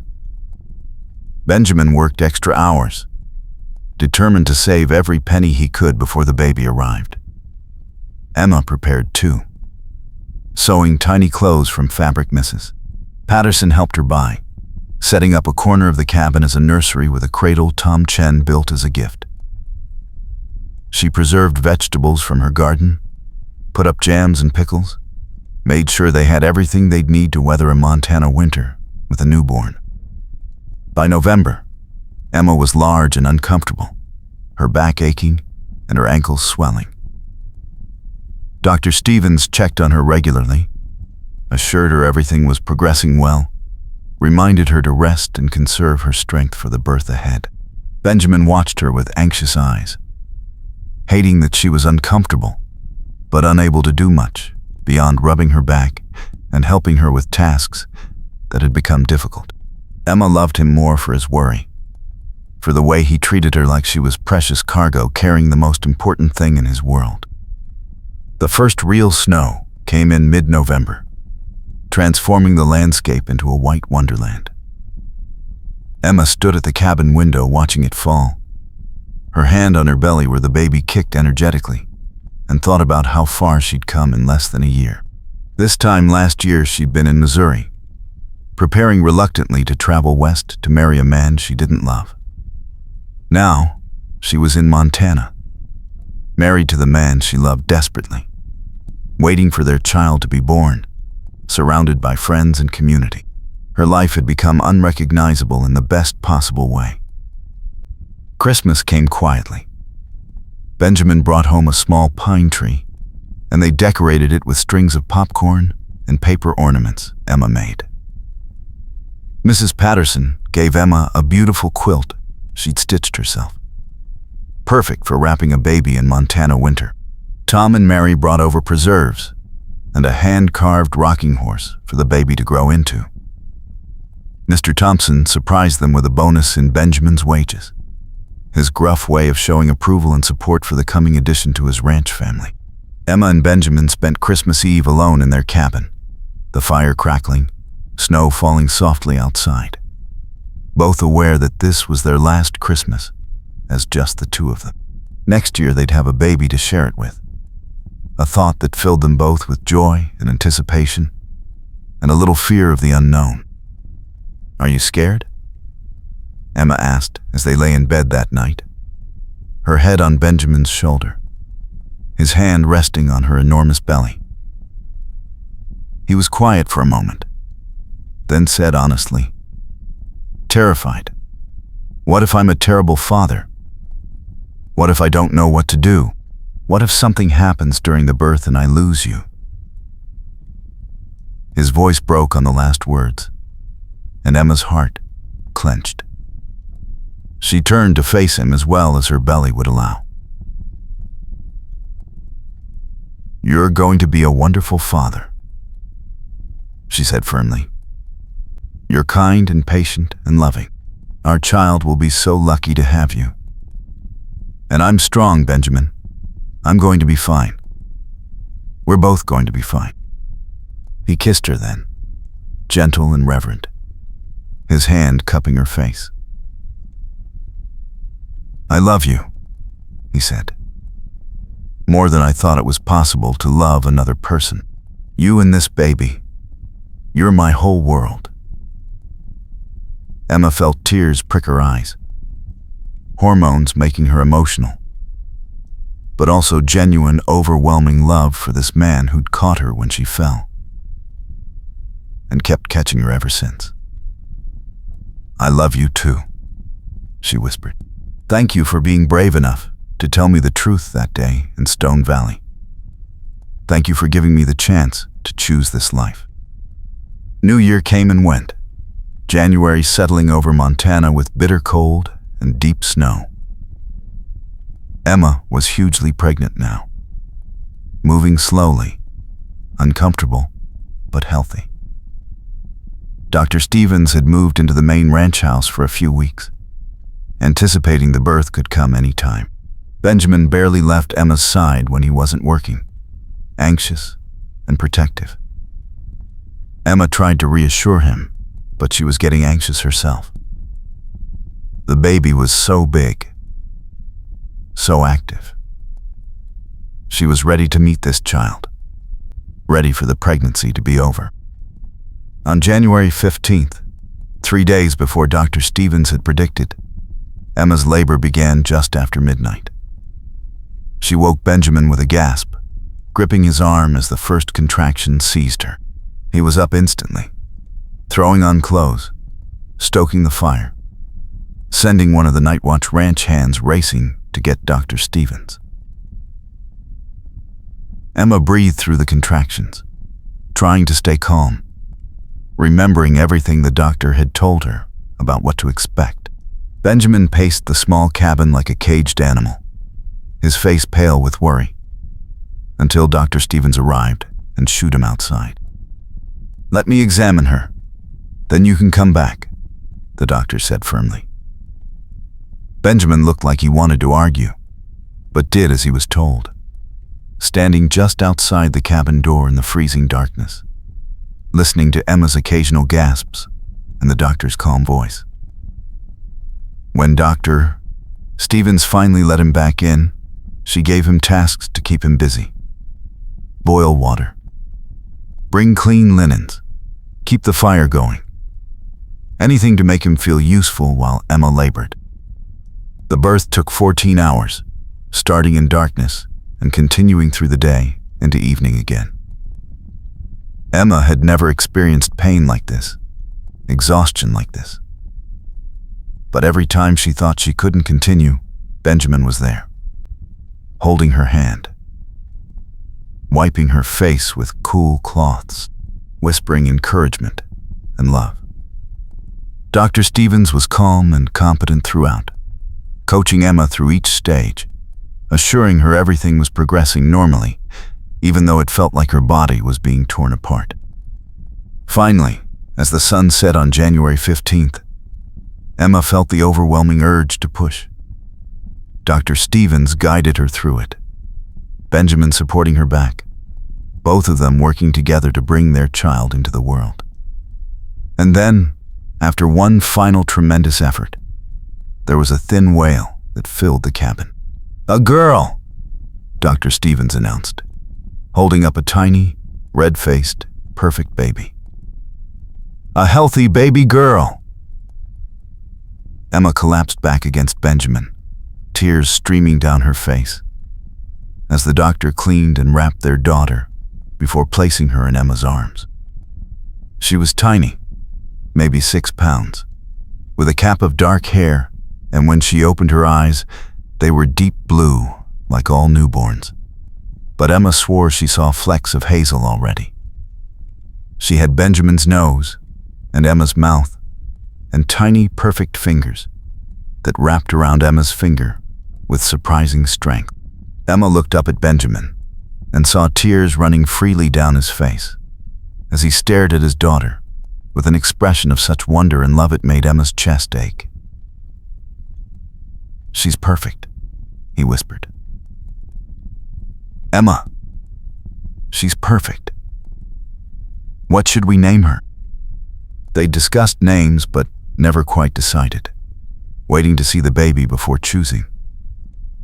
Now, looking at this tiny miracle, Emma knew. "Sarah," she said softly. "After my mother.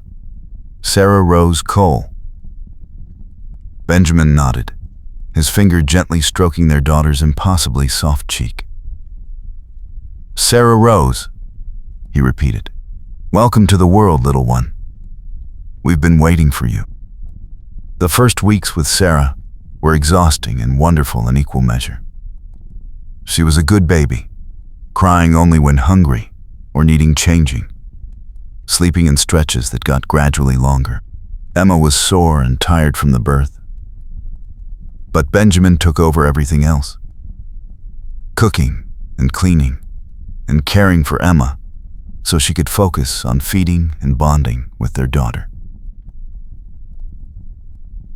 Mrs. Patterson visited daily, bringing food and advice, cooing over the baby. Mary Chen came with gifts and helpful tips from her own experience as a mother. The ranch community rallied around the new family, everyone eager to meet Sarah Rose. Benjamin was a natural father, Emma discovered. He was gentle and patient, unafraid of the tiny baby despite her size. He'd hold Sarah for hours, talking to her softly, walking her around the cabin when she was fussy, changing her diapers without complaint.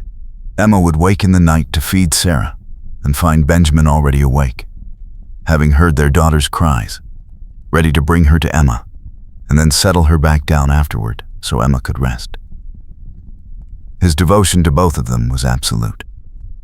As winter slowly released its grip and spring approached, Sarah grew and changed daily. Her eyes stayed blue, but developed the hazel flecks Emma had seen from the start, a perfect blend of both parents. She started smiling at 6 weeks, huge gummy grins that made both Emma and Benjamin melt. She was alert and curious, tracking movement with her eyes, responding to voices. Benjamin swore she knew who her parents were, that her smile was bigger when she saw them than anyone else. Emma thought he might be right. Life settled into a new rhythm, one that included this tiny person who'd become the center of their world. Benjamin went back to work at the ranch once Emma had recovered enough to manage alone during the day. But he was home every evening, eager to spend time with his daughter. Emma found she loved being a mother, loved watching Sarah discover the world, loved the partnership she and Benjamin had in raising their child. They were both learning as they went, making mistakes and laughing about them, supporting each other through the sleepless nights and frightening moments when Sarah ran a fever or seemed to be struggling. By the time Sarah was 3 months old, Emma felt like they'd found their footing as parents. The weather was warming, spring coming to Montana, and a rush of green and wildflowers. Emma started taking Sarah outside, letting her feel the sun and wind, showing her the garden where vegetables were starting to sprout. Benjamin would come home to find them sitting on the porch, Sarah propped in Emma's lap, both of them watching the sunset. He'd join them, his arm around Emma, his finger caught in Sarah's strong grip. And Emma would think about how impossibly perfect this life had become. One evening in April, almost exactly a year after they'd arrived in Montana, Benjamin came home with news. Mr. Thompson was getting older, thinking about the future of the ranch. He wanted to sell parcels of land to trusted employees, give them the chance to build equity, and eventually own property. He was offering Benjamin and Emma 50 acres adjacent to their current cabin, prime grazing land with access to water, for a price they could afford if they saved carefully for a few years. It was an opportunity to build something lasting, something they could pass on to Sarah and any future children. Emma looked at Benjamin, at the hope and excitement in his face, and thought about the journey that had brought them here. A year ago, she'd been collapsing in the snow, exhausted and resigned to a loveless marriage. Now she had a husband she adored, a daughter who was the light of her life, and the possibility of owning land, of putting down real roots. "Let's do it," she said. "Let's build our future here." Benjamin kissed her soundly, Sarah squealing between them in delight, and Emma felt complete in a way she'd never imagined possible. The months that followed were full of hard work and saving money. Benjamin took on extra jobs around the ranch. Emma returned to taking in laundry once Sarah was sleeping through the night. Slowly, painfully slowly, they accumulated the funds they'd need for the down payment on the land. By Sarah's first birthday, in January, they'd saved almost half of what they needed. Mr. Thompson, pleased with their determination, agreed to hold the parcel for them until they could make the purchase. Sarah's first birthday was celebrated with the ranch community, Mrs. Patterson baking a special cake, friends gathering in the cabin that had become too small for the growing family. Sarah, toddling now and getting into everything, was delighted by the attention. She had Benjamin's adventurous spirit and Emma's determination, a combination that kept both parents constantly alert. Benjamin joked that they'd need a bigger cabin before Sarah grew much more, and Emma secretly agreed. Maybe when they bought the land, they could start building a proper house, something with multiple rooms, space for more children if they were blessed. A real home they'd built with their own hands and choices. Time passed in the way it does when life is full and happy. Sarah grew from baby to toddler, then to a little girl with honey blonde curls and hazel eyes that missed nothing. Benjamin was promoted to assistant foreman, the raise in pay helping them finally save enough to make the down payment on their land. Emma discovered she was pregnant again when Sarah was 2.5, and this time the pregnancy felt easier because she knew what to expect and had Benjamin's steady support throughout. Their son, Samuel, was born in the autumn of 1881, an easier birth than Sarah's had been. He had Benjamin's sandy brown hair and Emma's blue eyes, and from the start, he was a calmer baby than his sister had been. Sarah was fascinated by her baby brother, constantly wanting to help, to hold him, to show him her treasures. Benjamin built an addition onto the cabin, 2 more rooms so the children could eventually have separate spaces, and Emma made it cozy with curtains and rugs and the accumulated possessions of a growing family. By 1883, they'd paid off the land completely and begun building a real house on their property, a 2-story structure with 4 bedrooms and a proper kitchen. The ranch community helped with the raising, a barn-raising party that brought everyone together to frame the building in a single long day.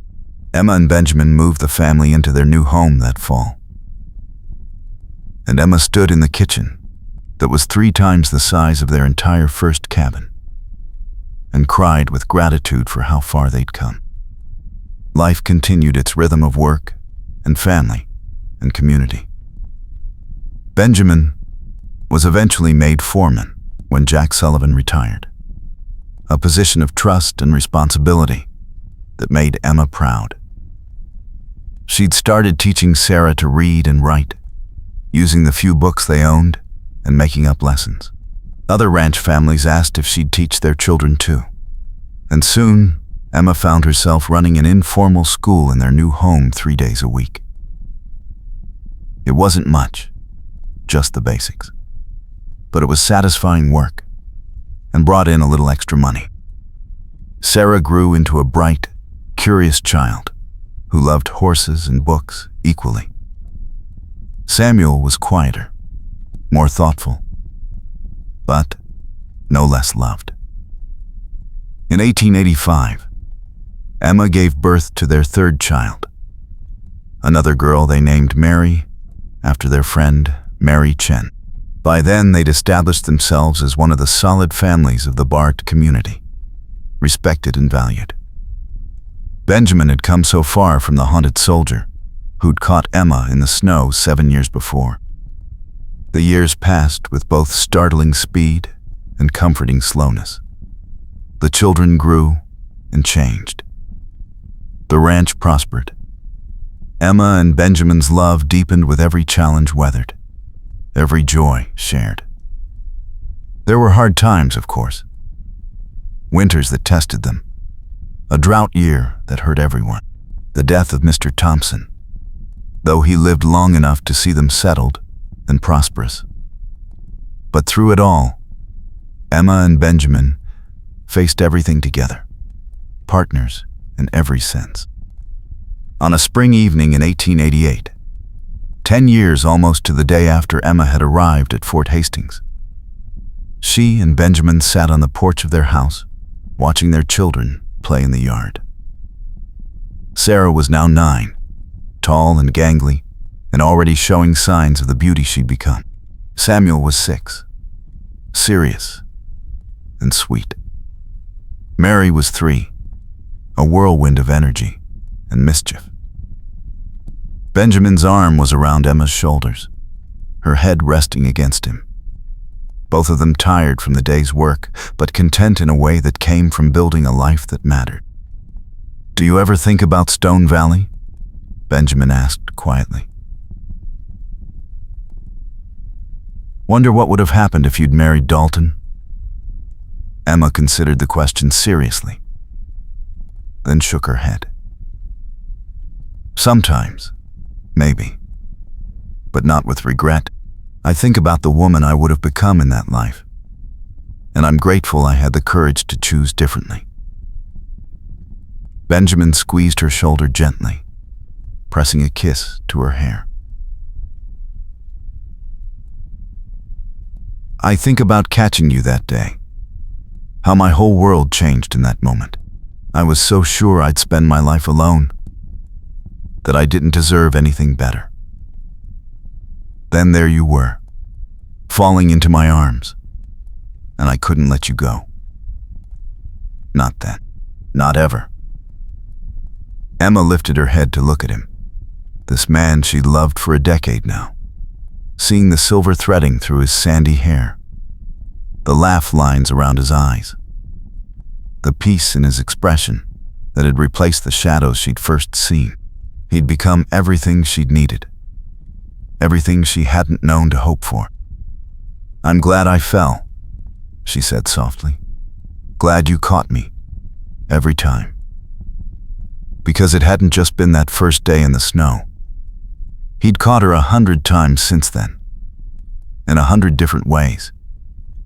Caught her when she was tired and discouraged. Caught her through difficult births and sick children and long winters.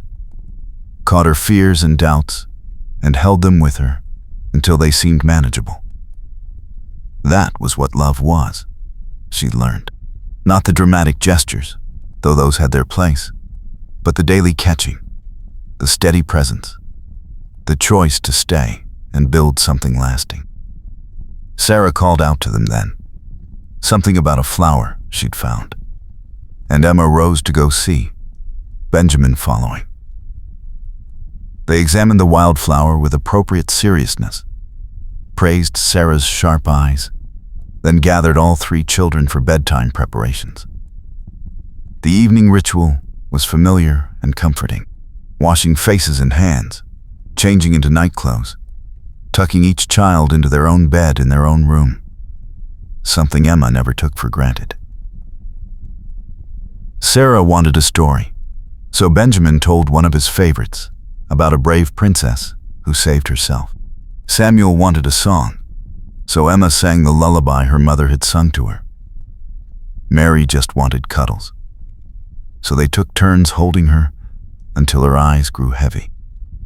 When all 3 were finally asleep, Emma and Benjamin returned to the porch, unwilling to end the perfect spring evening quite yet. The stars were coming out, brilliant in the clear Montana sky. Benjamin pulled Emma close, wrapping a blanket around both of them against the evening chill. They sat in comfortable silence, the kind that came from years of knowing each other so well that words weren't always necessary. Emma thought about the letter she'd received last week, forwarded from Missouri by a neighbor who'd kept her address. Her brother Marcus had died. The letter said, a fever, sudden and fierce. He'd left no family, no children, his wife having passed years before. The letter writer thought Emma should know, even if they'd been estranged. She'd felt sadness at the news, grief for the brother she'd known as a child before life and circumstances had hardened him. But mostly she'd felt grateful that she'd chosen her own path, that she hadn't lived the half-life Marcus had wanted for her. She'd told Benjamin about the letter, and he'd held her while she processed complicated emotions, not trying to fix anything, just being present. That was who he was, who he'd always been with her. I was thinking, Benjamin said now, breaking the silence. Maybe next year we could take the children on a trip, show them more of Montana, maybe go up to the lakes. Sarah's old enough to really appreciate it, and it would be good for all of us to have an adventure together. Emma smiled at the idea, an adventure, with their children, as a family, so different from the desperate flight they'd made 10 years ago. I'd like that, she said. The children would love it, and it would be good to make some memories together while they're still young enough to want to travel with us. Benjamin chuckled. Sarah's already getting that independent streak. Won't be long before she's more interested in horses and books than spending time with her old parents. There was pride in his voice, though, and Emma knew he loved their daughter's spirit, even when it made parenting challenging. Sarah reminded Emma of herself at that age, before life had taught her to be cautious. She was glad Sarah was growing up with the freedom to be bold, to dream big, to know her own worth. That was one of the gifts they were giving their children, Emma thought. The knowledge that they were valued, that their choices mattered, that love wasn't conditional on obedience or conformity. Do you think we should tell them the story someday? Emma asked. About how we met? How we married? Benjamin considered it. Maybe when they're older, when they can understand what it meant to choose each other over everything else. I think Sarah especially should know. Should know that her mother was brave enough to walk away from security because she wanted something real. That's an important lesson. Emma nodded, thinking about the woman she'd been at 27, scared and trapped by promises and expectations. She wanted better for her daughter, wanted Sarah to know she could make her own choices, that she didn't have to settle for less than she deserved. The night deepened around them, the air growing colder, but neither wanted to go inside quite yet. This moment felt precious somehow, worth holding on to. I love you, Emma said, the words as natural as breathing after all these years. I love our life, our family, everything we've built together. Benjamin's arm tightened around her. I love you too. More now than I did 10 years ago. And I didn't think that was possible. You've made me happier than I ever dreamed I could be. They sat together under the stars. Two people who'd found each other against all odds and built a life worth living. And Emma felt such profound gratitude, it made her throat tight. Eventually, the cold drove them inside. They banked the fire, checked on the sleeping children one more time, then climbed into their own bed in the room they shared.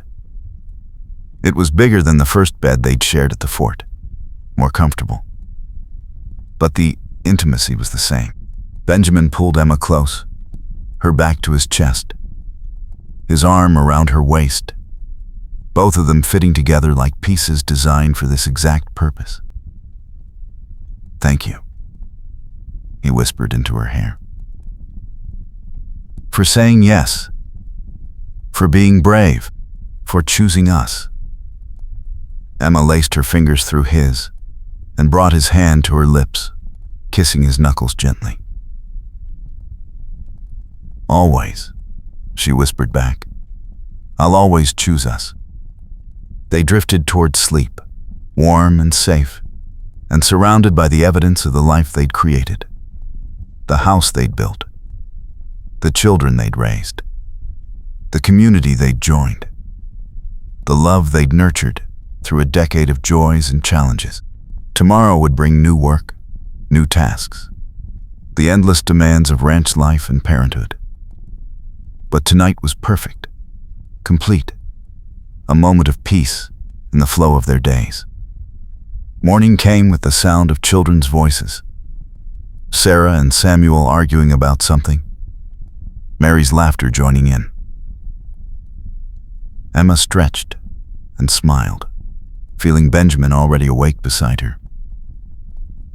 Another day, he said, but there was contentment in his voice, not complaint. They rose together, dressed quickly, and went to manage their lively household. Breakfast was organized chaos. 3 children all talking at once, Benjamin arbitrating disputes, while Emma cooked eggs and flapjacks. It was loud and messy and absolutely perfect. After breakfast, Benjamin headed out to the ranch, kissing Emma goodbye with the casual affection of long marriage. Sarah helped with dishes while Emma got Mary dressed, and Samuel gathered his things for the day. The morning passed in the usual rhythm of household tasks and child-minding. But Emma found herself thinking about the journey that had brought her here. 10 years. A decade of life lived fully, of choices made consciously, of love given and received freely. She'd been so young when she'd arrived in Arizona territory, so uncertain despite her determination to do her duty. Now she was a woman who knew her own mind, who'd built a life on her own terms, who'd raised children and managed a household and contributed to a community. She'd become someone she could be proud of, and Benjamin had been beside her every step. The school day began mid-morning, and soon Emma's kitchen was full of children from neighboring ranches, 6 students ranging from 5 to 10 years old. She taught them reading and arithmetic, a bit of history and geography from the books she'd collected over the years. Sarah helped with the younger children, already showing a gift for teaching. Emma watched her daughter patiently explaining letters to a struggling 5-year-old, and felt such pride it made her chest ache. This was legacy too, she thought. Not just land or possessions, but values and skills passed from generation to generation. When the school day ended, and the children had all been collected by their parents, Emma started preparations for supper. Benjamin would be home in a few hours, hungry and tired, and she wanted to have a good meal ready. She was making his favorite, beef stew with vegetables from their root cellar. Fresh bread she'd baked that morning. The domestic tasks that had once felt like drudgery now felt like expressions of love. Small ways to care for her family. As she worked, she thought about the conversation they'd had last night, about adventures and memories. And she found herself looking forward to whatever came next in their life together. Benjamin came home as the sun was setting, dusty and tired, but smiling when he saw the table set and supper ready. The family gathered for the meal, everyone talking about their day. The children competing for attention, Benjamin and Emma exchanging amused glances over their heads. After supper, while Emma cleared dishes, Benjamin took the children outside to see a bird's nest they discovered in one of the porch eaves. She watched through the window as he lifted Mary up to peek at the eggs, held Samuel steady while he looked, listened seriously to Sarah's questions about what kind of bird it might be. He was such a good father, patient and engaged, giving their children the attention and affection he'd never received himself. Evening chores were completed as a family, everyone helping with their assigned tasks. The animals were fed and watered. The garden was checked for any needs. Wood was brought in for the morning fire. Then came the bedtime ritual again. This precious time when the house quieted and the children wound down. Emma treasured these moments, knowing they wouldn't last forever. Already Sarah was growing independent, needing her parents less. Soon enough, all three would be grown, making their own choices, building their own lives. But for now, they were hers and Benjamin's to guide and protect and love with everything they had. When the children were finally asleep, Emma and Benjamin had a few hours to themselves.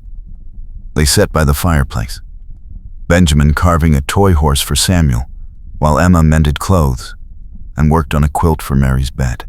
The companionable silence was broken occasionally by quiet conversation about ranch matters or household needs, but mostly they just enjoyed being together. This was marriage, Emma had learned.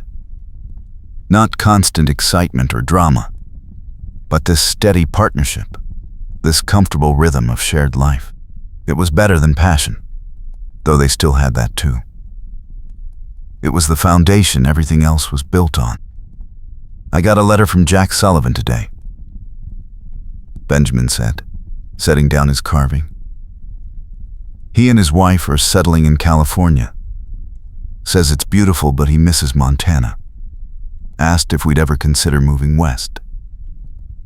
Emma looked up from her sewing, surprised. They'd never talked about leaving Montana, had put down such deep roots here. Would you want to? She asked carefully.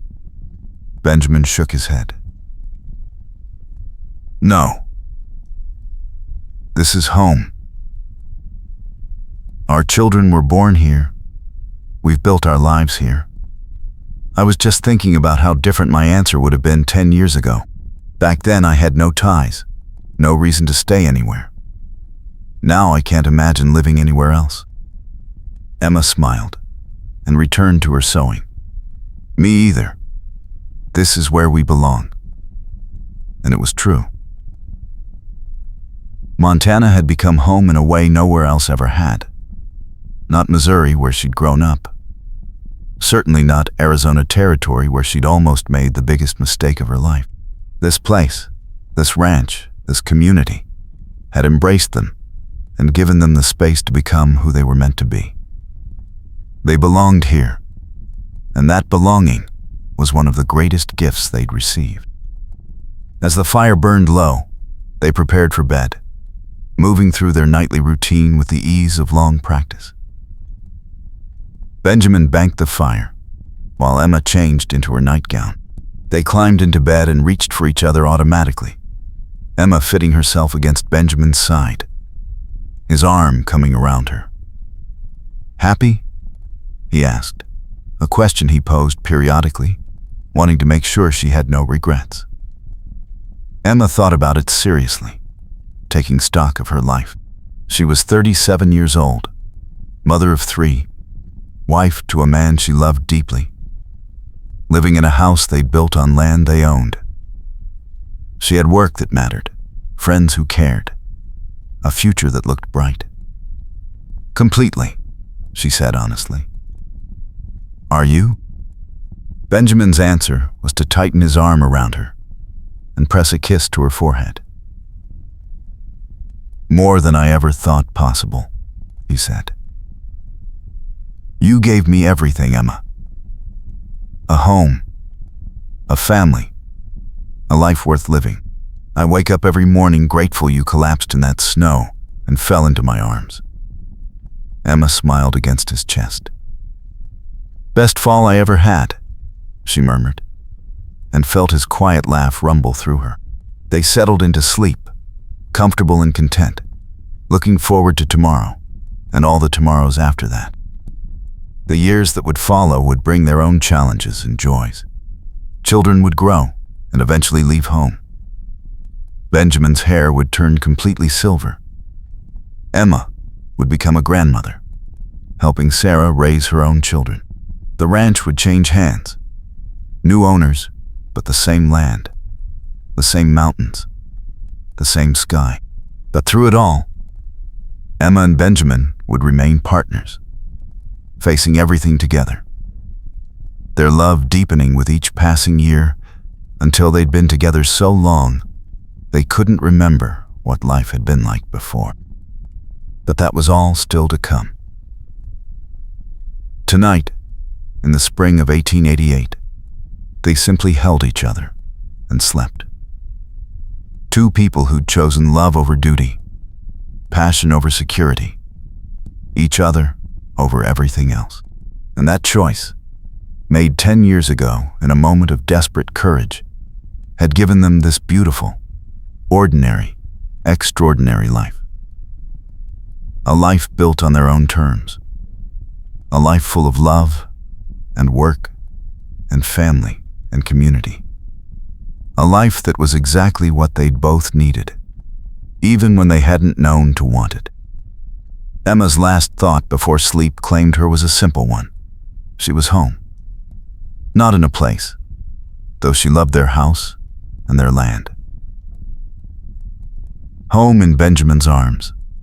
Home in the life they'd built. Home in the love they shared. She'd been searching for home without knowing it when she'd boarded that stagecoach in Missouri. And she'd found it in the most unexpected way. By falling. By being caught. By being brave enough to choose what her heart wanted instead of what duty demanded. And every single day since, she'd been grateful for that bravery. For the moment she'd said yes to Benjamin Cole and changed both their lives forever. For the choice to build something real instead of settling for something respectable. For the courage to believe that love mattered more than security, that partnership mattered more than propriety, that following your heart wasn't selfish, but necessary. On a Sunday afternoon a few weeks later, the family took a picnic to their favorite spot by the creek that ran through their property. The children ran ahead, Sarah keeping an eye on Mary while Samuel explored every interesting rock and stick. Emma and Benjamin walked hand in hand, carrying the picnic basket between them, in no hurry. The May sun was warm, wildflowers were everywhere, and the mountains rose majestic in the distance. It was one of those perfect Montana days that made you grateful to be alive.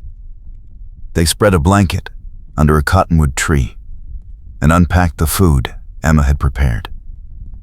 Fried chicken and biscuits, pickles and cheese, cookies she'd baked yesterday.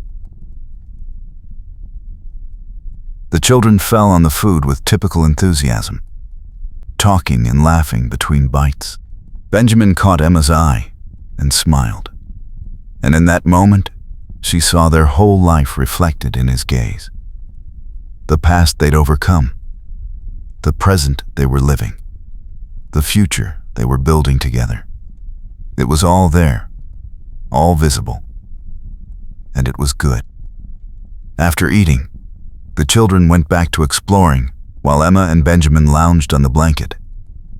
Benjamin's head in Emma's lap while she ran her fingers through his hair. "This is perfect," she said softly. "Right here, right now, this moment." Benjamin opened his eyes and looked up at her, his hazel eyes warm with love. "Every moment with you is perfect," he said. "Even the hard ones, especially the hard ones, maybe, because they show us what we can survive together." Emma leaned down and kissed him, soft and sweet. A kiss that held 10 years of love and trust and partnership.